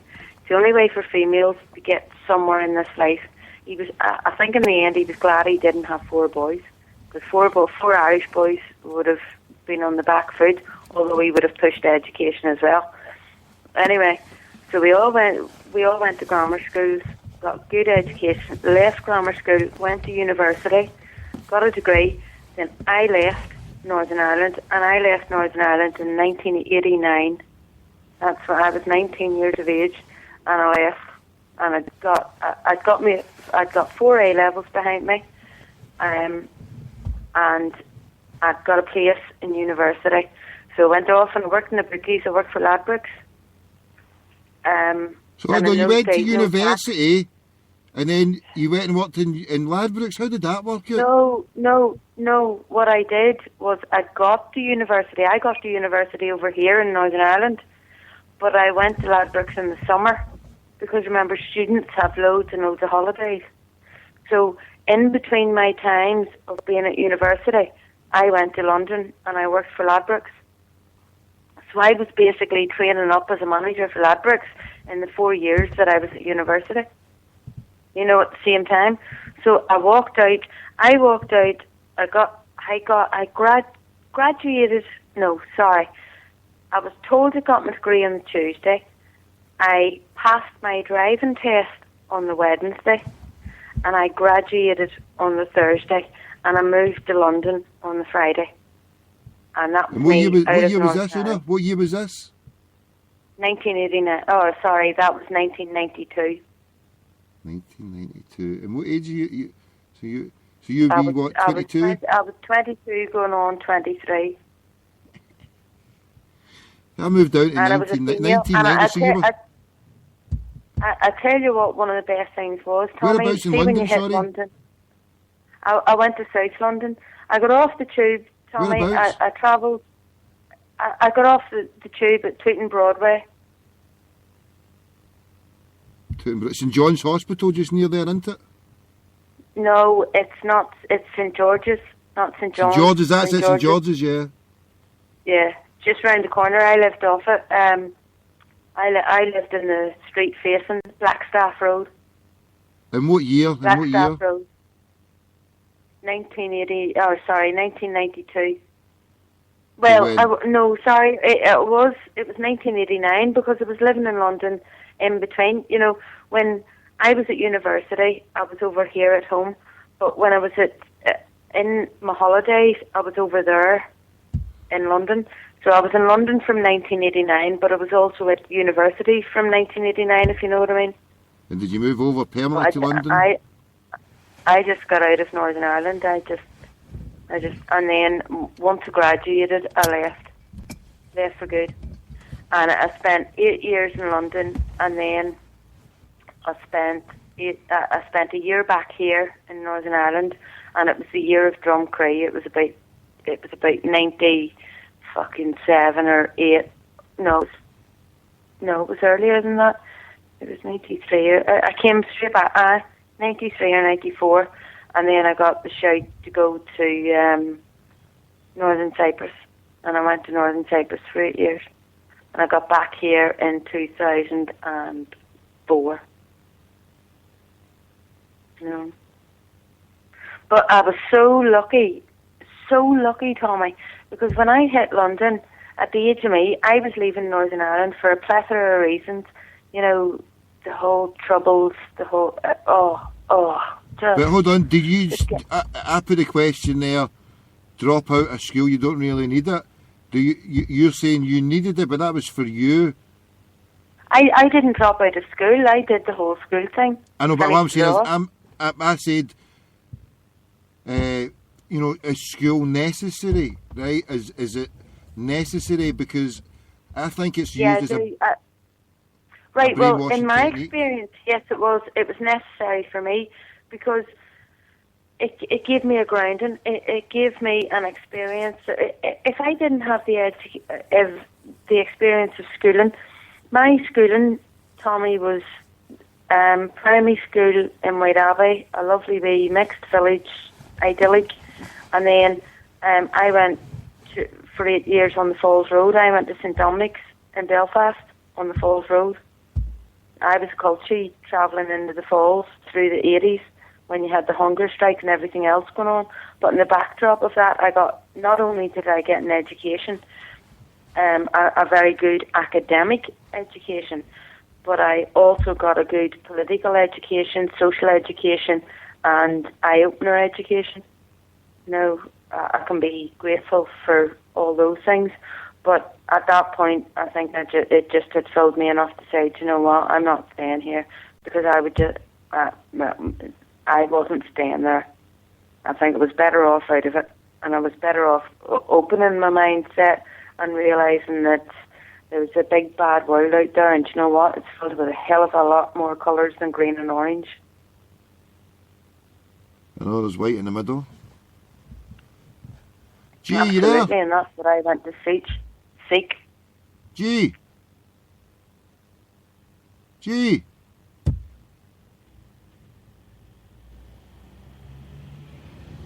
Una, What? he's bolted. Has he? He's bolted. He's having a giraffe. Has he left us? Gee. So Right, anyway, Tommy, to get back to your initial question about education, I can only speak for myself. I have a 9-year-old daughter and a 7-year-old daughter, and I want to give them the best education, academic education in the world, and I'll tell you why. Because it's a language, and I know I've spoken it, when you go elsewhere, and I want my daughters to travel, I want them to get out of Northern Ireland. I want them to go and see the world just like I did. But I also want them to take with them an eloquence, an articulation, and an intelligence that they only get from an education, because it's what carries you. It's what opens doors, and it's what keeps people interested, is when you're able to speak and have substance to your thoughts. I don't want my girls to have big flashy eyelashes and painted on eyebrows. I want my girls to have a story and something to say. I hear you. But can you not get that without going? Do you need to go to school to get that? Not necessarily, no. And maybe if I didn't have the opportunity to educate them, then I would nurture any opportunity I had. If you know what I mean, it might not be an academic education. If my girls were born with me in Sudan, I'd be trying to get them the best way forward. But I have the opportunity to bring them up in White Abbey, and with that brings education, and I'm going to avail of it.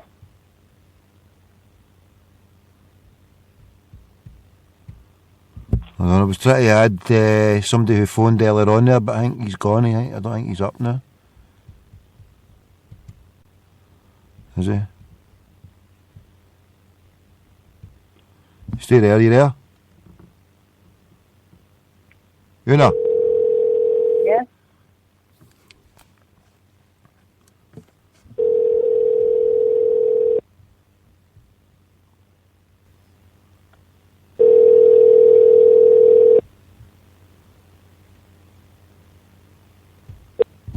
Hang up time. You there? Probably. He phoned earlier on. Look at the time. That's probably about a couple of hours ago. We talked. Who was? When did he phone? He phoned when we were both on there. Oh my goodness. Right, crack on, Una. Sorry, what's happening? It's okay. Nobody else is there. Nobody else is there. Oh, great. Right, we're there. What time is it anyway? So 4 anyway, bells. what's your next question? Next question is, have you got sunshine there? Have you got daylight, I mean? I just looked up looking for sunshine and thought, you know what? Is the sun coming over the house across the way? No, it's not. It's the street lamp. Thank fuck. The street lamps are out here, the sun is well up. Is it? Aye, but you're more west than me, aren't you? We're more north. We'll get daylight. No, the sun rises. You're more west than me. No, we're more east than you. Aye, right enough. East and north. Yeah, but north's got nothing to do with the sun coming up. What? Hey, what are you doing? Right. I'm bedded down here tonight. I can hear that. I sleep in my car. What? Yeah, I know you do. Right, I'll speak to you later. No, don't let me go here. Do you hear me? See, I'm not. While you snuggle up, I have to clear the kitchen. Well, that's an easier job. I'm stuck here in my wee motor, my wee tin can, having to snore on the radio. Who are you? Oh, it's a path I've chosen.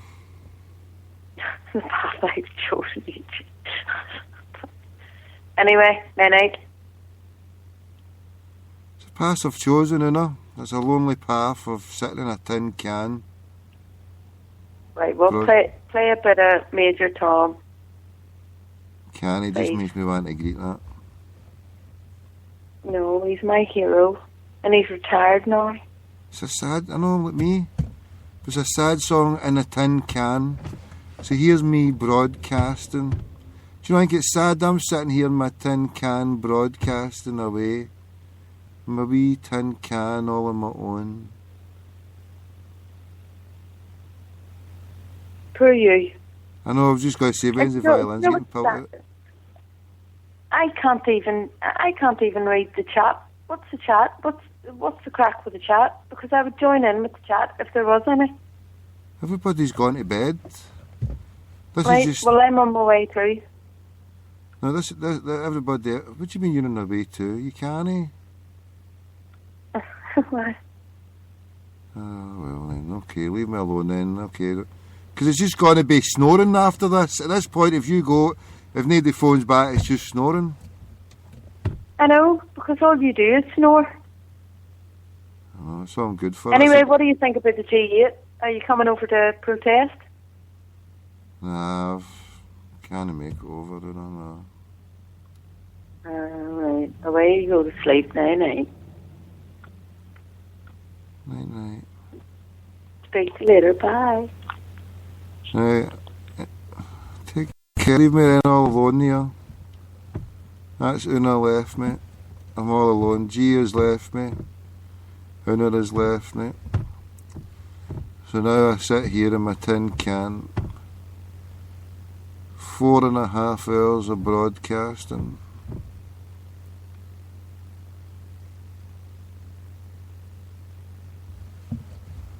Earlier on I was nice and awake, and then people phoned in, took over a radio show, and I'm on my Jack Jones.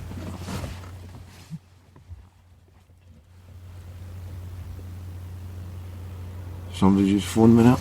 Somebody phoned me.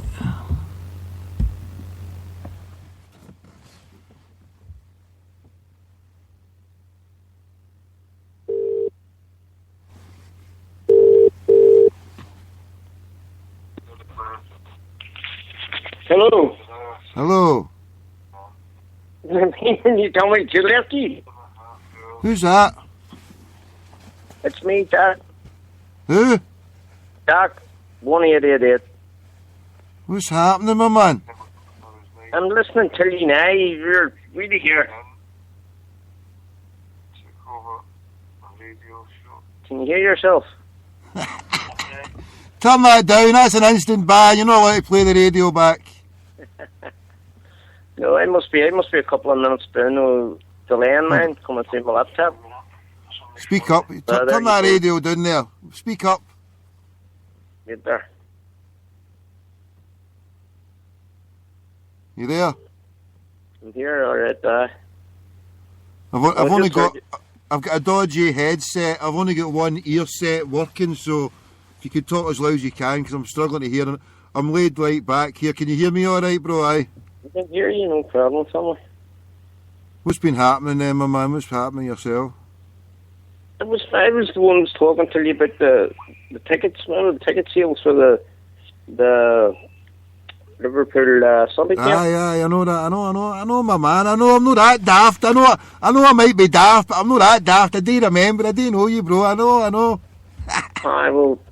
I put a tweet up on Twitter that they fuck Ticketmaster. You know what I mean? Are they on sale in Ticketmaster? No. No. The thing, I have a few contacts over here, you know what I mean? I'm just waiting on a guy, you know, the coming in tomorrow, you know, through and see if he can sort me out too. But the tickets have gone, so they have, you know what I mean? They were 1 hour and they were sold out. 1 hour. Are they all sold out for the Liverpool one, aye? They're sold out. There's people on Facebook and thing and all. They were kicking up down there, so they were, you know what I mean? So 1 hour and they're gone, and then the next time you look, they're on sale somewhere else, you know, for £100. Hold on a minute here. Because like fucking last year, they were on sale for the Celtic Man City and fucking thing. But you saying it's all gone? They were all gone. You look at the thing. I went on the Ticketmaster, right? I looked at the Liverpool site, and the Liverpool site you had to be a season book holder. And I didn't get too much information off the Celtic site, right enough, but the Liverpool said you had to be a season book holder, so it was 24 hours later before if there was any tickets left that would be on. And here now, go to Ticketmaster. Ticketmaster sold out. Bang, away. You know? So but Celtic not doing it, but surely Celtic got, are we selling separate to our season ticket holders for it? No, well, I couldn't get sorted. I went into the Celtic website, and they were saying the same thing as more or less the Liverpool one was. You know, they were saying that they'd go to season holders first, and if there's anything left, you know what I mean, it'll be the day now, you know, at 9 o'clock the day, you know, the ticket office, you know what I mean. So I don't know what they will be. I think they got. I'm not too sure many tickets they got each, you know, but they're all gone. How much is that stadium holds? Is it 40, 50,000? It holds just over 50,000. I think it was, when I looked at it, that it was 51,000 it holds. You know? Well, they can't have fucking sold that for that. They've not sold 50,000 for a friendly already. They're having a laugh. I'm not having a laugh, Tommy. See the same Liverpool, right? I was looking at their website, and they've got a tour over in the Far East. They're playing in Thailand, and then they're playing over in Indonesia. Then they're hitting Australia. They have a game in Melbourne, and their game in Melbourne sold out. So they have a game in Melbourne July something, you know, towards the end of July, whatever it is, and their game in Melbourne sold out. It's the first time Liverpool's ever been to Australia. And they're in Melbourne. I didn't know. Hold on, I've lost my earpiece. I can't hear you. Hold on. Wait, I'm putting my earpiece on again. You there, bro? Aye. I'm still here. Hold on. It's fucking. Just see, I've only got one. I've got this. There? You there? I'm still here, yeah. I can't fucking hear you now. Hold on. I can't. See what's it. Hello? Yep, I'm still here. Just fucking. Aye, I can hear you now, bro. On you go. Sorry. I was saying the Liverpool one. The Liverpool, they're playing Melbourne Magic or whatever team they're playing. The Australian that team Celtic played, and they're Celtic in Australia 2 years ago, was it? I think they were 2 years with anyway. It wasn't last year. But the tickets were going for that game. You know what I mean? So you know what I mean. It shows you the support Liverpool have. You know there, and that's what I'm saying to you. Liverpool's first time playing in Australia, you know. So that's what I was surprised myself when I looked at the thing and they were all gone. Here's the thing, it couldn't be right, you know. And then I think there's got to be tickets. I'll keep my eye at the ground, mate, and see if there's anything somewhere else, mate, because I can't see 50,000 tickets gone for a friendly this early, mate. There's got to be other tickets available there somewhere. Well, I have contacts over here, you know what I mean? I used to be then it let it lapse, you know what I mean? I used to be with the William Moore. Have you ever heard him? The William Moore? No. GFC over here? No. It's the biggest Salt Lake Supporters club in Ireland, actually.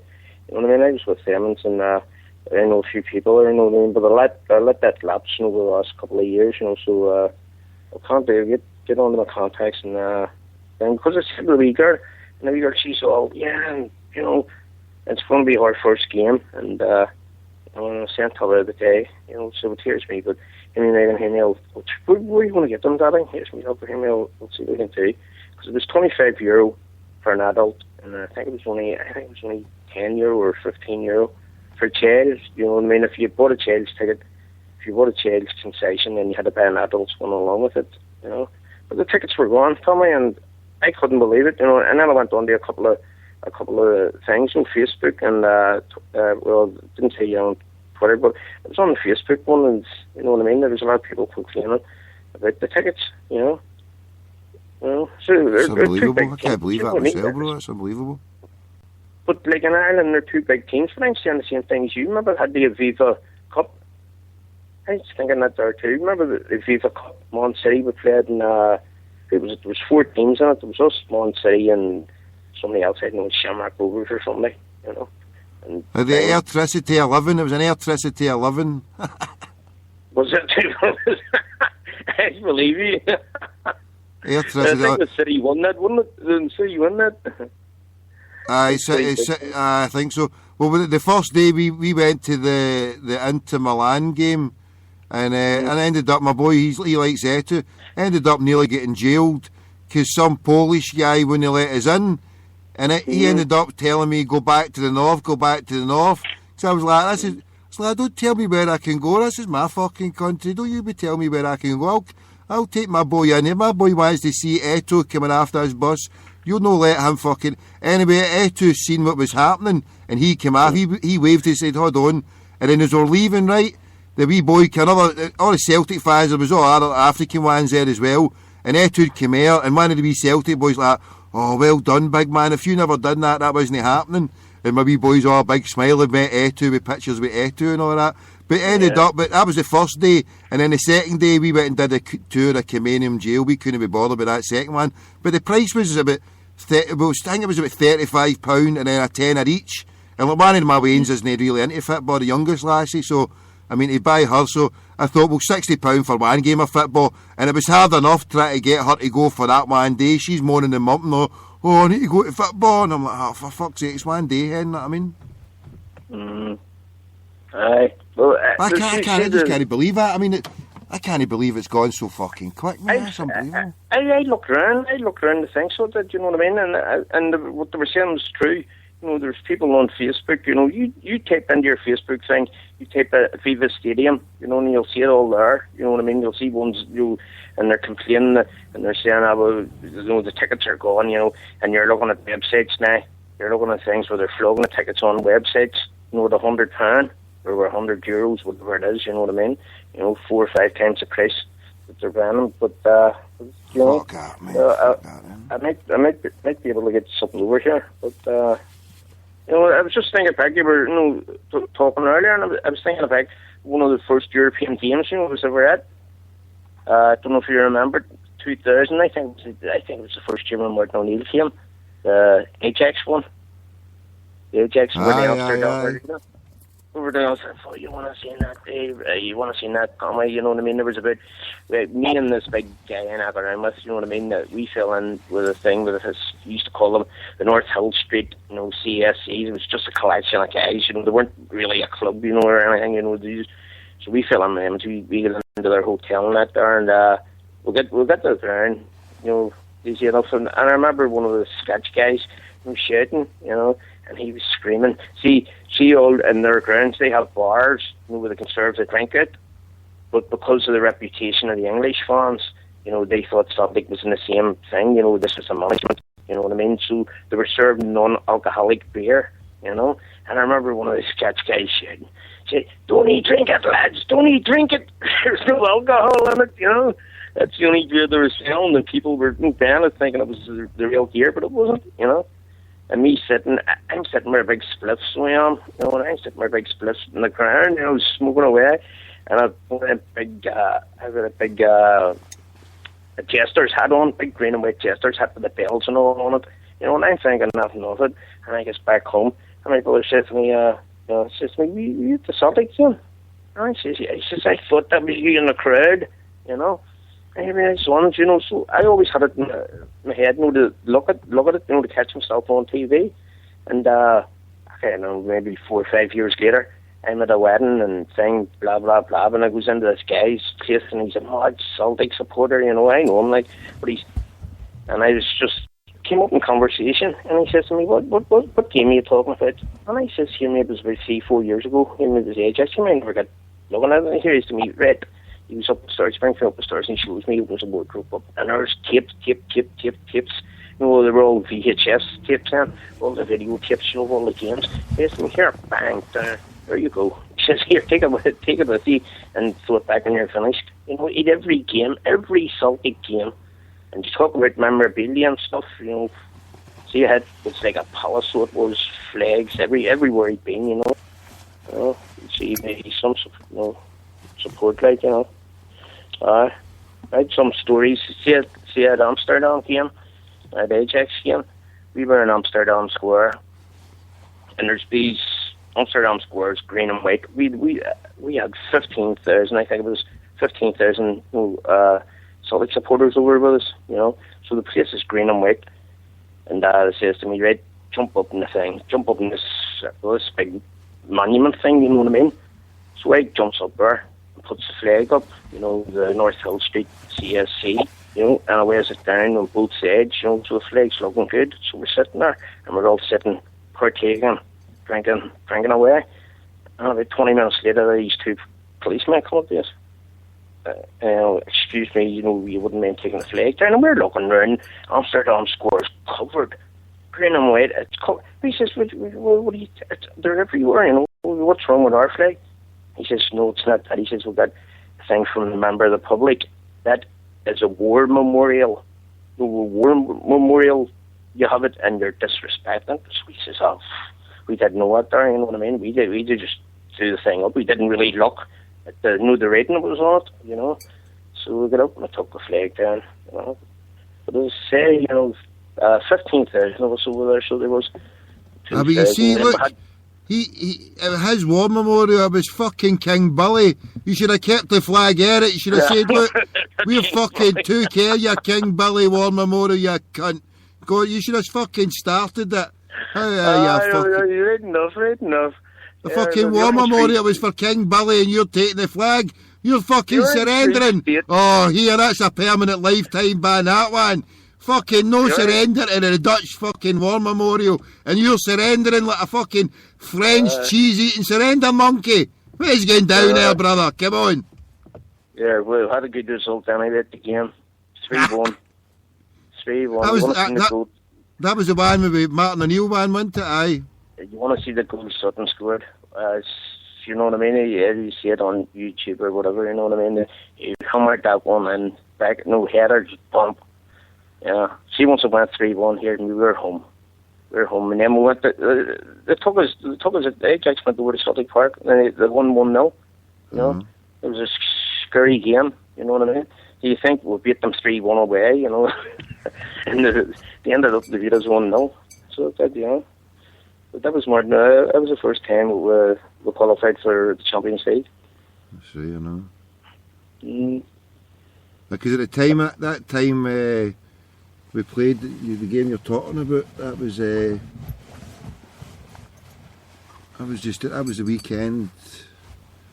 I became a Muslim after that. When I came back from Glasgow, I went across I came back from England.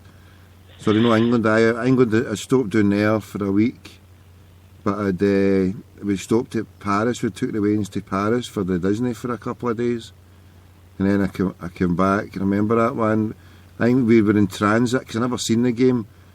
It wasn't until later on. We came back on that Wednesday. I think it was a Wednesday or Tuesday or Wednesday. 'Cause we went and we were coming back, and I was coming back from Paris that night on the boat, and I remember seeing the result later on. I was like 3-1, and I heard the score. It was like 3-1, and I went, oh fuck, that'll be us out now.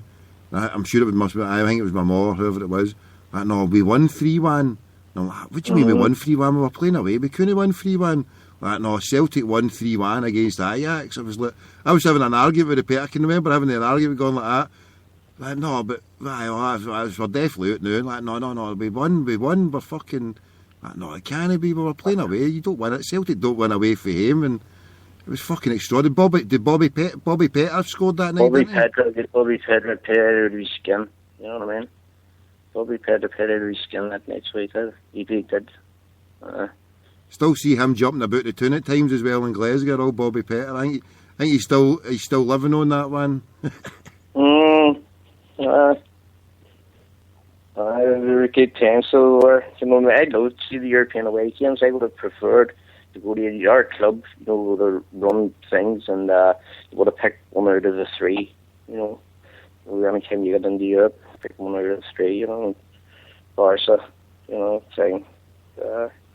And I could tell you a story about the big mate, you know, Big Isaac. He won't bend anyway, so lad, you know, he's big diehard, you know, he's a big diehard Celtic supporter, and he was on the plane coming back from Germany, you know, and thing had been over broadcasting a match and doing the commentary.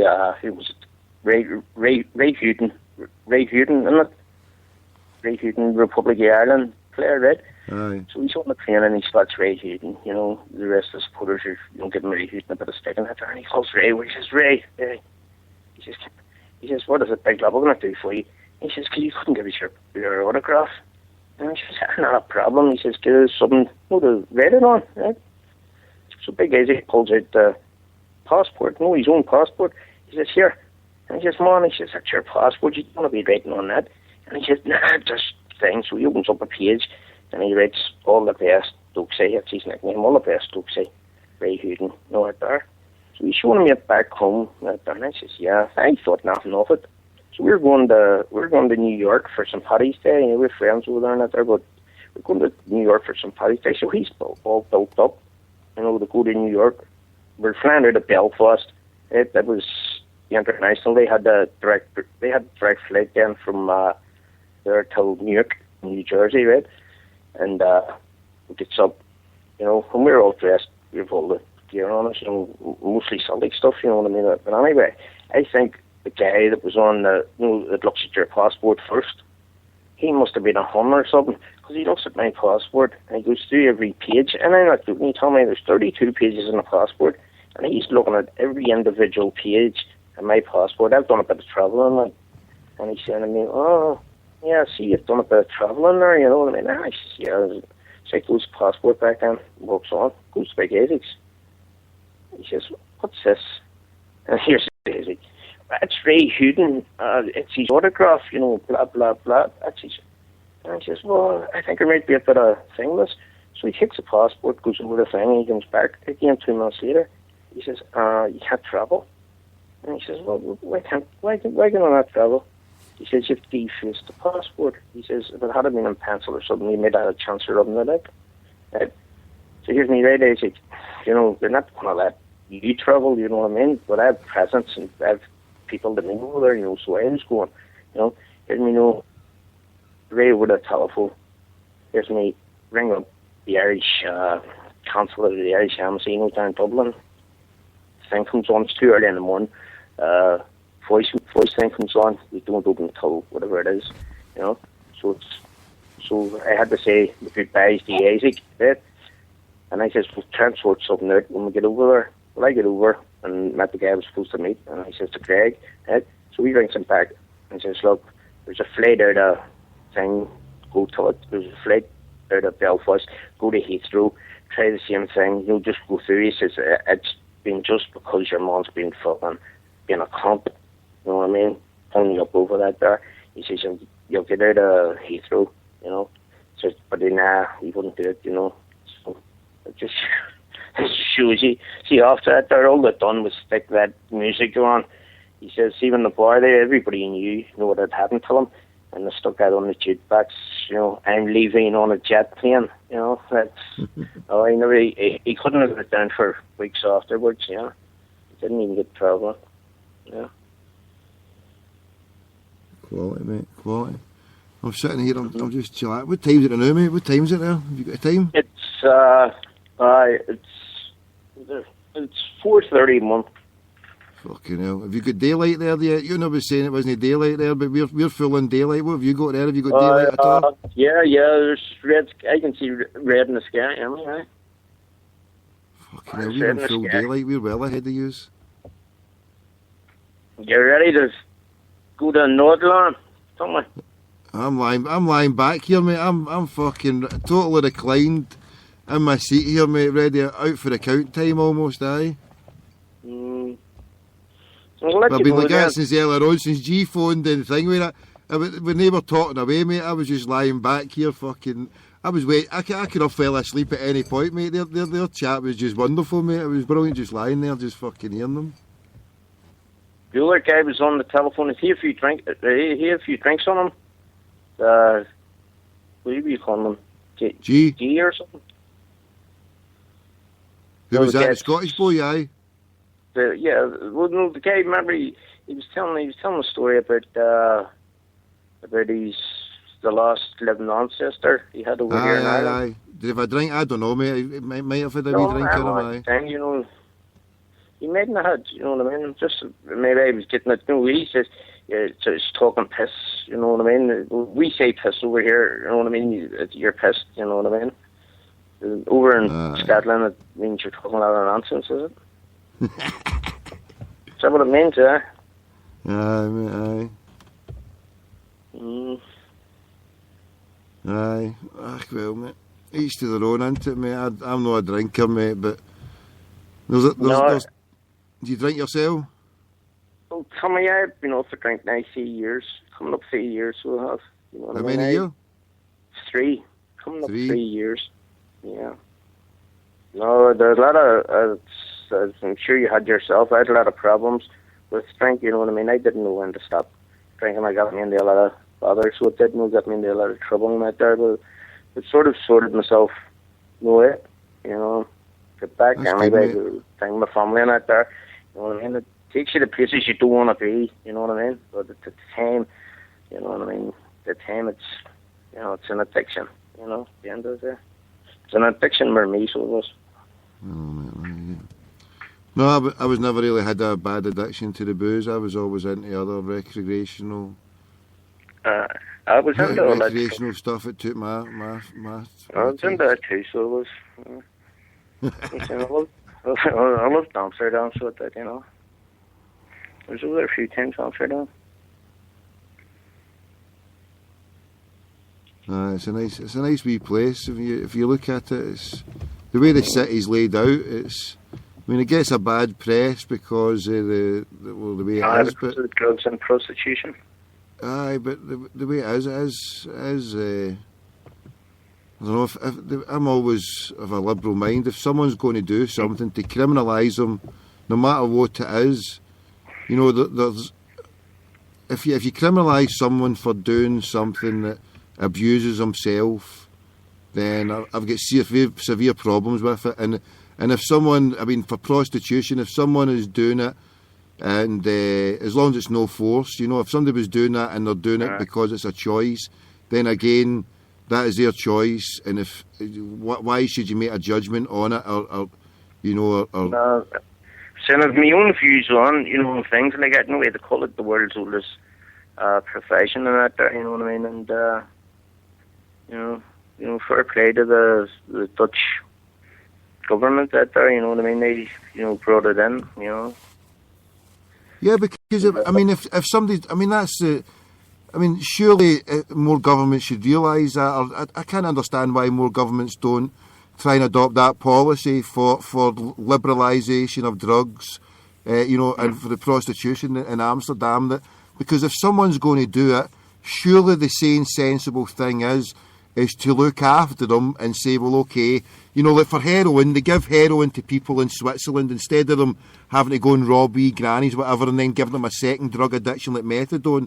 They just take the sane and sensible model and say, well, okay, here, come into a place and we'll give you your stuff, you know. So, and in Amsterdam, they do the same for marijuana and for obviously for the legalisation, whereas in this country, right, you've still got the problems that people will go and buy and sell sex. You've got people getting imported into this country from Eastern European countries. So, you know, why does it have to be like that? And then you look at, there's more teenagers in this country taking cannabis, and it's illegal here.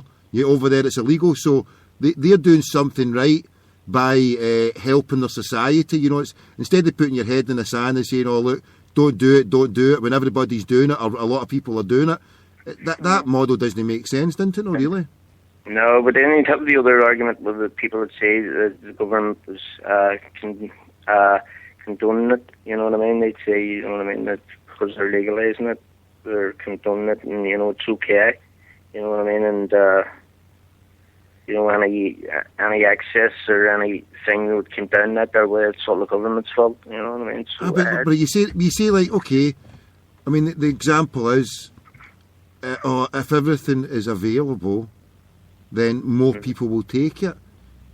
Well, yeah. I chose to take smack by chasing the dragon a few times when a boy I'd known, but I don't do it now. When I was about 17, 18, I took ecstasy and acid and speed, and I don't do that now. And when I was in my early 20s, when coke came on the scene, I sniffed it a few times then, but I don't do that now, and that is my choice. So, and if somebody opened a shop, a wee sweetie shop with all that stuff there, round the corner or underneath my door, or offered a delivery to it all, said, here, we can give you all at this price, super low, cheap prices, come in and buy it, I would say, well, no, I don't want to buy it. And it's not because it's illegal, it's not because anything else other than the fact that I don't want to do it. And at one point in my life, I did want to do it. So surely, that whether they're legal or no, if somebody wants to date, they're going to be able to get a hold of it. And that is that not the same sensible thing to progress and going that way, no? Yeah. I agree with that too. You know what I mean? If you're going to do it, and then if you legalise it, and then you put there, you know what I mean? It'll take a lot of the danger out of it. You know what I mean? With, you know, they have things with the I don't know if it's over in Britain or not, you know, or if it is in Amsterdam, where you can bring your e-tablets in and they actually check them for you to make sure they're okay, you know. And they should be bringing that in now, because these E's that are doing the damage, I was listening to something there, and it's because of the chemicals that make up the MDMA. One of the chemicals, or part of the chemicals, they can't get it anymore, or it's been clamped down on by the authorities that much. And so the people who are manufacturing it are putting this in, and instead of being MDMA, it's a new formula, a new chemical formula, and what it's doing, it's overheating people.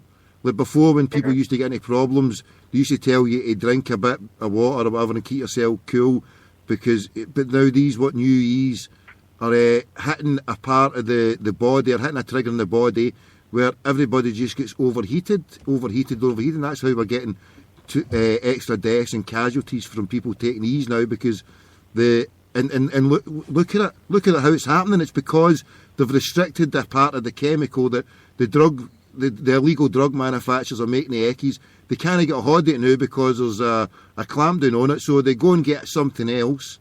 And because of that stupid fucking measure of the government, or whatever it is that stopped whatever part of this thing, they've stopped people able to get it. So all the illegal drug manufacturers have done is go and get another chemical, put it in there, and you're not getting proper MDMA, so you're getting an even worse substitute that's causing more death and more problems for the youth. Whereas, as I said, the sensible thing is there's people that's going to take it, so like they do in Amsterdam, like they do in the Netherlands, give them a testing kit to make sure it's all right. And so what does that do? I mean, okay, it's like you say, it's condoning it, it's showing that it's there, but at least it's showing a sensible outlook to drug taking. If people are going to take it, make sure they're going to be safe. That's a sensible way, no? Sure, as you're saying, the same, there's a common thing there that we're doing copies. They're actually copying, the vodka, and they were adding, I don't know what sort of stuff they were adding to it, you know what I mean? And there was a lot of cases there where it was affecting people, you know what I mean? They took the vodka, labelled it under whatever brand it was, Russian, and put something else in it. You didn't know what you were drinking. Huh? Fucking unbelievable. There you go. They're copying everything, Tommy. Copies for the parrot. Everything's parroted.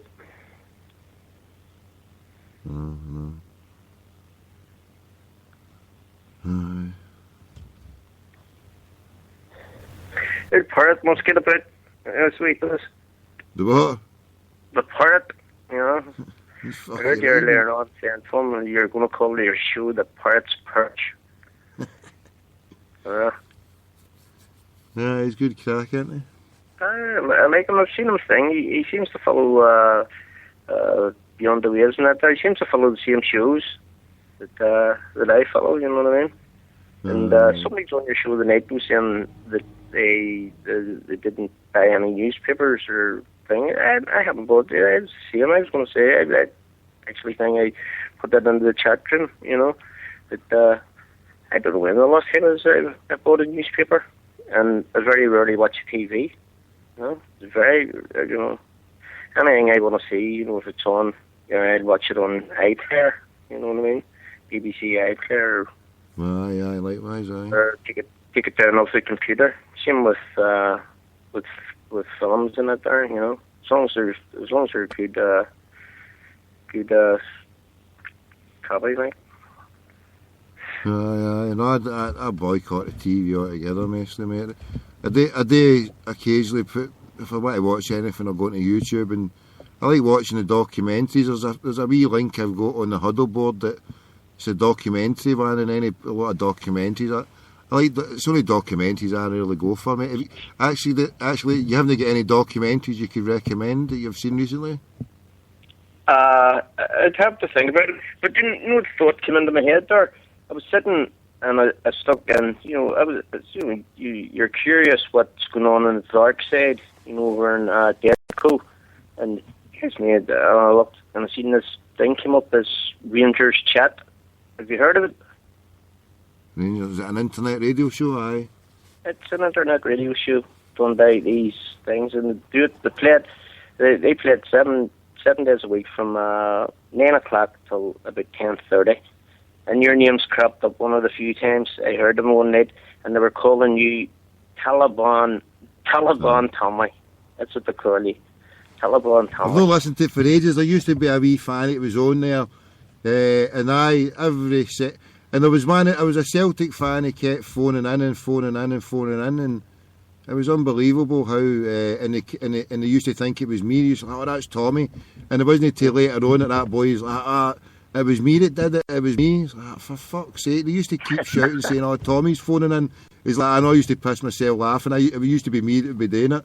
It's like, you bastards, I used to get into trouble for everything. You used to blame everything on me, fucking, "Oh, Tommy. Fucking, and they're calling me obsessed. "Oh, Tommy's obsessed," and the whole show, I'm not even doing it, and then next minute, and then I'm getting the blame for something. A Celtic fan farted once at fucking 20 years ago. "Oh, it was Tommy. I'm like, fuck's sake, these cunts stop talking about me. And then the time I would phone in, "Oh, you phoned in before, you're obsessed." I'm like, "I'm phoning in to tell you, stop fucking talking about me.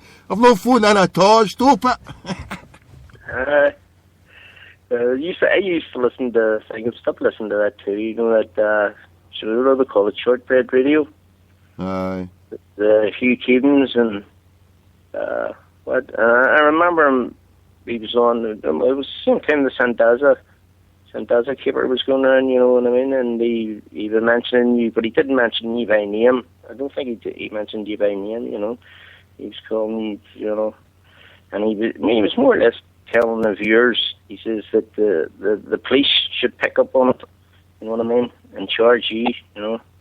Charge you with whatever. The trouble was, I did fuck all wrong. I was doing a sting operation that journalists occasionally do, proper journalists anyway, and I never forced him to say anything. He offered everything fucking up, and it was live and direct. So it just shows you, they fire, he's bumped her gum, or they should come and get me and do... What the fuck did I do wrong? I did fuck all wrong. I've been prank calling cunts for all over the place, so it's not as if it was anything fucking new.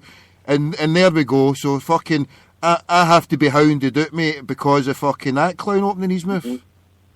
I was actually listening to the show that night, and I couldn't believe it. I couldn't believe what Fantasia was saying. You know what I mean? You know, I mean, in the final coup de grace, he started off within 2 minutes. I'm earned 4,500 up to 7,500, and I'm my jaws dropped. I went, fucking hell, he can hang up any time. I've already got him.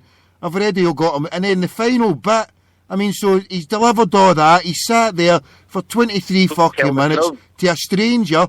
I mean, if I'd known you 23 years, I wouldn't even tell you how much I've earned or anything about it, but I just don't like talking about it. And then the final bit was, send me the contract before you send it to them. You know, fucking cha-ching. And another headshot to Sandaza. And all I did was just because I phoned him, just because somebody gave his number, I phoned him up. I thought, this will be good, Hero. And then if you look at it, I mean, that is an example of what happens and what's happening just now with football players getting phone calls by agents, other agents phoning up other agents and then getting back to the player saying, I've spoke to this guy who's an agent for this club and he can get this deal or that deal. Do you want to run it past it? Do you want me to get it finalised? And that's how they do it. So all I did was put everything out there in a transparent fucking way. I did a call live and everybody's seen how it does and how he was prepared to do it. And so he got hung out to dry because a club was just desperate to get him off the wage bit. I was hung out to dry by a media who just wanted to fucking hate me. And the bit that I loved about it was how I'm banned for all the media fucking outlets and how they had to tell a story without mentioning my name. So they dreamed up a new ways, the prank caller or the fucking oddball or this and that, without saying fucking Tommy, you know what I mean? But fuck them all, so... You listened to it live as well then, bro, aye? Pardon? You listened to that call live as it happened then, aye? I did. I listened to that call live. I tell you another show I listened to, and I was listening to it live. The day Maggie Thatcher died. And the first call you made was to George Galloway. Remember, you got through to George Galloway, so you actually couldn't believe it. I knew it was true. You know, I was sitting there on my laptop, you know, and I could see, you know, it was popping up everywhere, so it was, you know what I mean? And then you got words, you know, it must have been thing, you got words, you know, and you sort of didn't believe it at the start. And then you started gradually, yeah. And bang, that was the first call you made. And you got through to George Galloway. I know. Fucking. No, Jordy boy. Aye, I know, I remembered that. I know, God bless Hugh Keevans. Fucking, if it wasn't for him, with stupid fucking comments, West of Scotland's prize oddball, I wouldn't have started that show, because I got up and I thought I'm going to fucking, I was running out of time because I knew it was finishing and just managed to get my show set up for about 11:45 so as I could ragdoll the bastards, you know what I mean, in a peaceful way. Do you know who I think it was the most spent one on that show? When I listened to it, that Derek Johnson. You know what I mean? But you could understand where he was coming from. He's an ex-Rangers man. He was backing his club up. These other ones, Q and the other ones on that show, were, you know what I mean? They were trying to be, they're impartial, but you know what I mean? They weren't being impartial. It was all get Rangers, or get Dead Cool back the thing. Get them back up. The biggest joke ever, I mean, put them back. The biggest cheats ever in Scottish football. Scottish football is in a fucking state of decline because of these bastards of ragdollers everywhere, and let them back in because we need them. Fuck. That's what I say. When you went on that ramp, here's me. That's exactly the way I feel. We're part. He's put me in a bad mood now, you know. Because even you do start thinking about it, you know, it does. Actually, it's, you know, it depresses me sometimes. You know? I know, because if you look at it, I mean, it's a constant cheating, it's a constant lies, and they've been getting away with it for so long, and telling us, oh, you're paranoid, and it's all this, and the media as well being complicit. So we're finding it's the media, the football authorities, the bastards themselves, and Celtic just fucking sit there and seem to take it all the time. I mean, somebody's saying nothing. You know what I mean? They're nothing. Don't hear a tweet. They're like Jabba. What's Jabba doing? Is he still alive? Is he still with the bastards, aye? He's still there. He's still with things. You know what? But he hasn't. I haven't heard not one word from Jabba this last lot of weeks. Do you know what? I think he knows there's got to be. Surely Charlotte Fakes has got something on that bastard. Well, something else extra that's sting me. I think all these bastards are just sitting waiting, thinking, what the fuck's going to come out now on us? Know what I mean?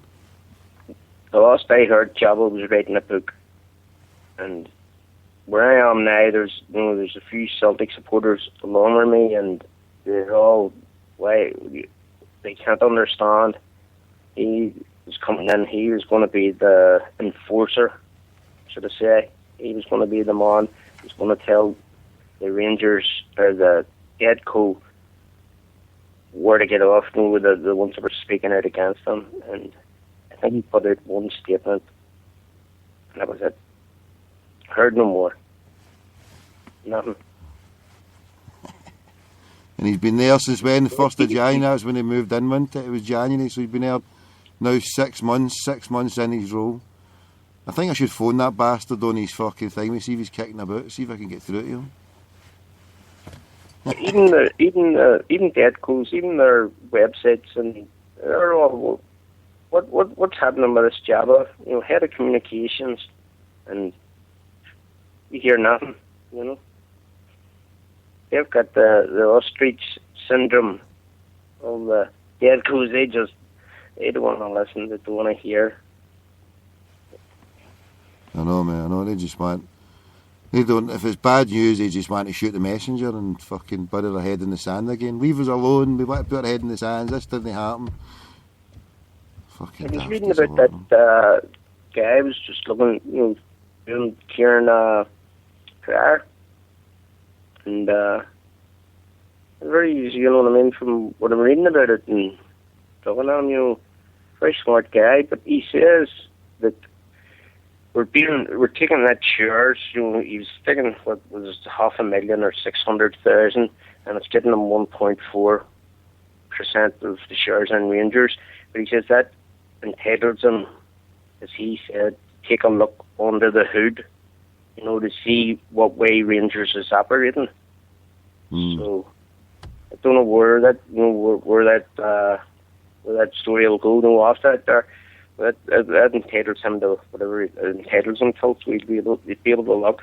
And he says if he sees what, if it's good, he says he'll invest up till, I think it says 18%, which would make him the biggest shareholder the Rangers have.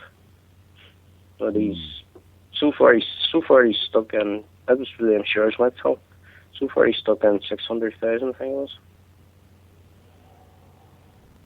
It's something like your mom. Remember that American? That American, he came and took one look at the books and says, woof, bump, I'm away. I know. That's what I was desperate to do as well. Take a look at the books and fucking... You came just 2 weeks. 2 weeks away, too late. We could have got a chance to see the books as well, but never mind. You were saying earlier about Bohemar Brown. Show me the dates. And part was he was more or less saying that there's a silent owner, but that story has legs or not. I don't know there. Fuck knows, mate. Fuck knows. Anyway, what time's it now, mate? I'm lying here zombified, mate, myself. It's 5:55, Tommy. I'll let you go. You'll have a show on tomorrow night anyway, won't you? What night is it? What night we on, mate? I've lost the times here. We're on Thursday now. Friday, no, I'm not doing it. Friday is on Friday the Celtic Dreams. Friday night, you never have one? No, mate, Friday night, Celtic Dreams, 7 o'clock, mate. It depends who's on. On Saturday Green. Sometimes they run the show for like 8 hours. Liam. He's hard. They had the wee lad from our place, you know, the other side. I'm in North Belfast, but he's over in the west. A wee lad, is it Connor they call him? Connor? No, he's always on Twitter, so he is. He's always tweeting away. Twitter, they had him anyway. During their show, one of them must have been on holidays for a couple of weeks. I'll let you go, Tommy, okay?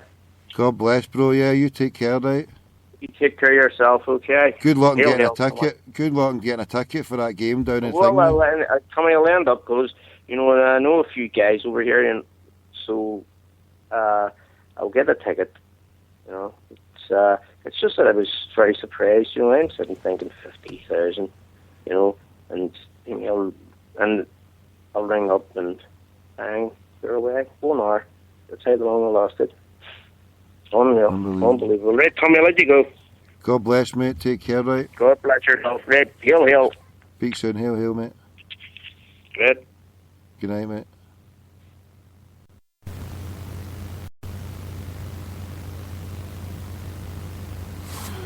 There we go. The brother's away. He's away. Right, and I'm away as well. He's there, crackpots. Is there anybody out there? Anybody out there? Right.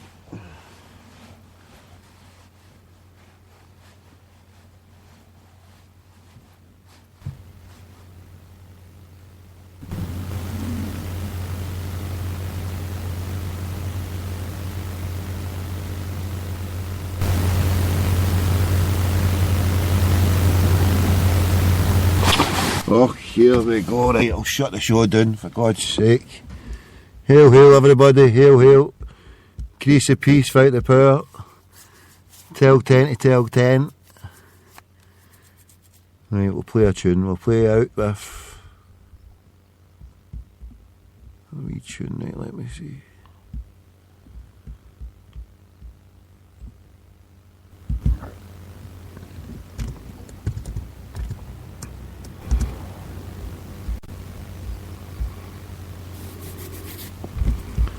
Right, I think we've got it loaded up now. Okay.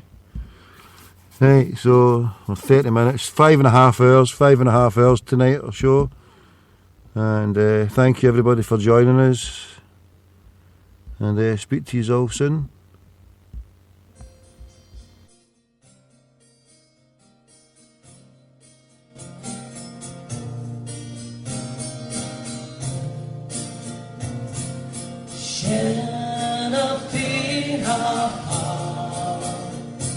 Safi Allegaren,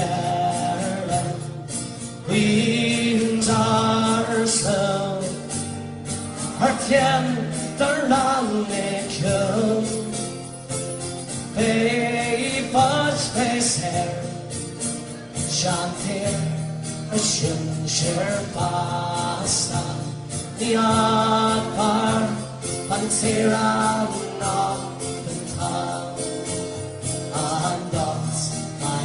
Sabar Noel, they come their hell, and was no sell, they gone their stray, they labot now be led,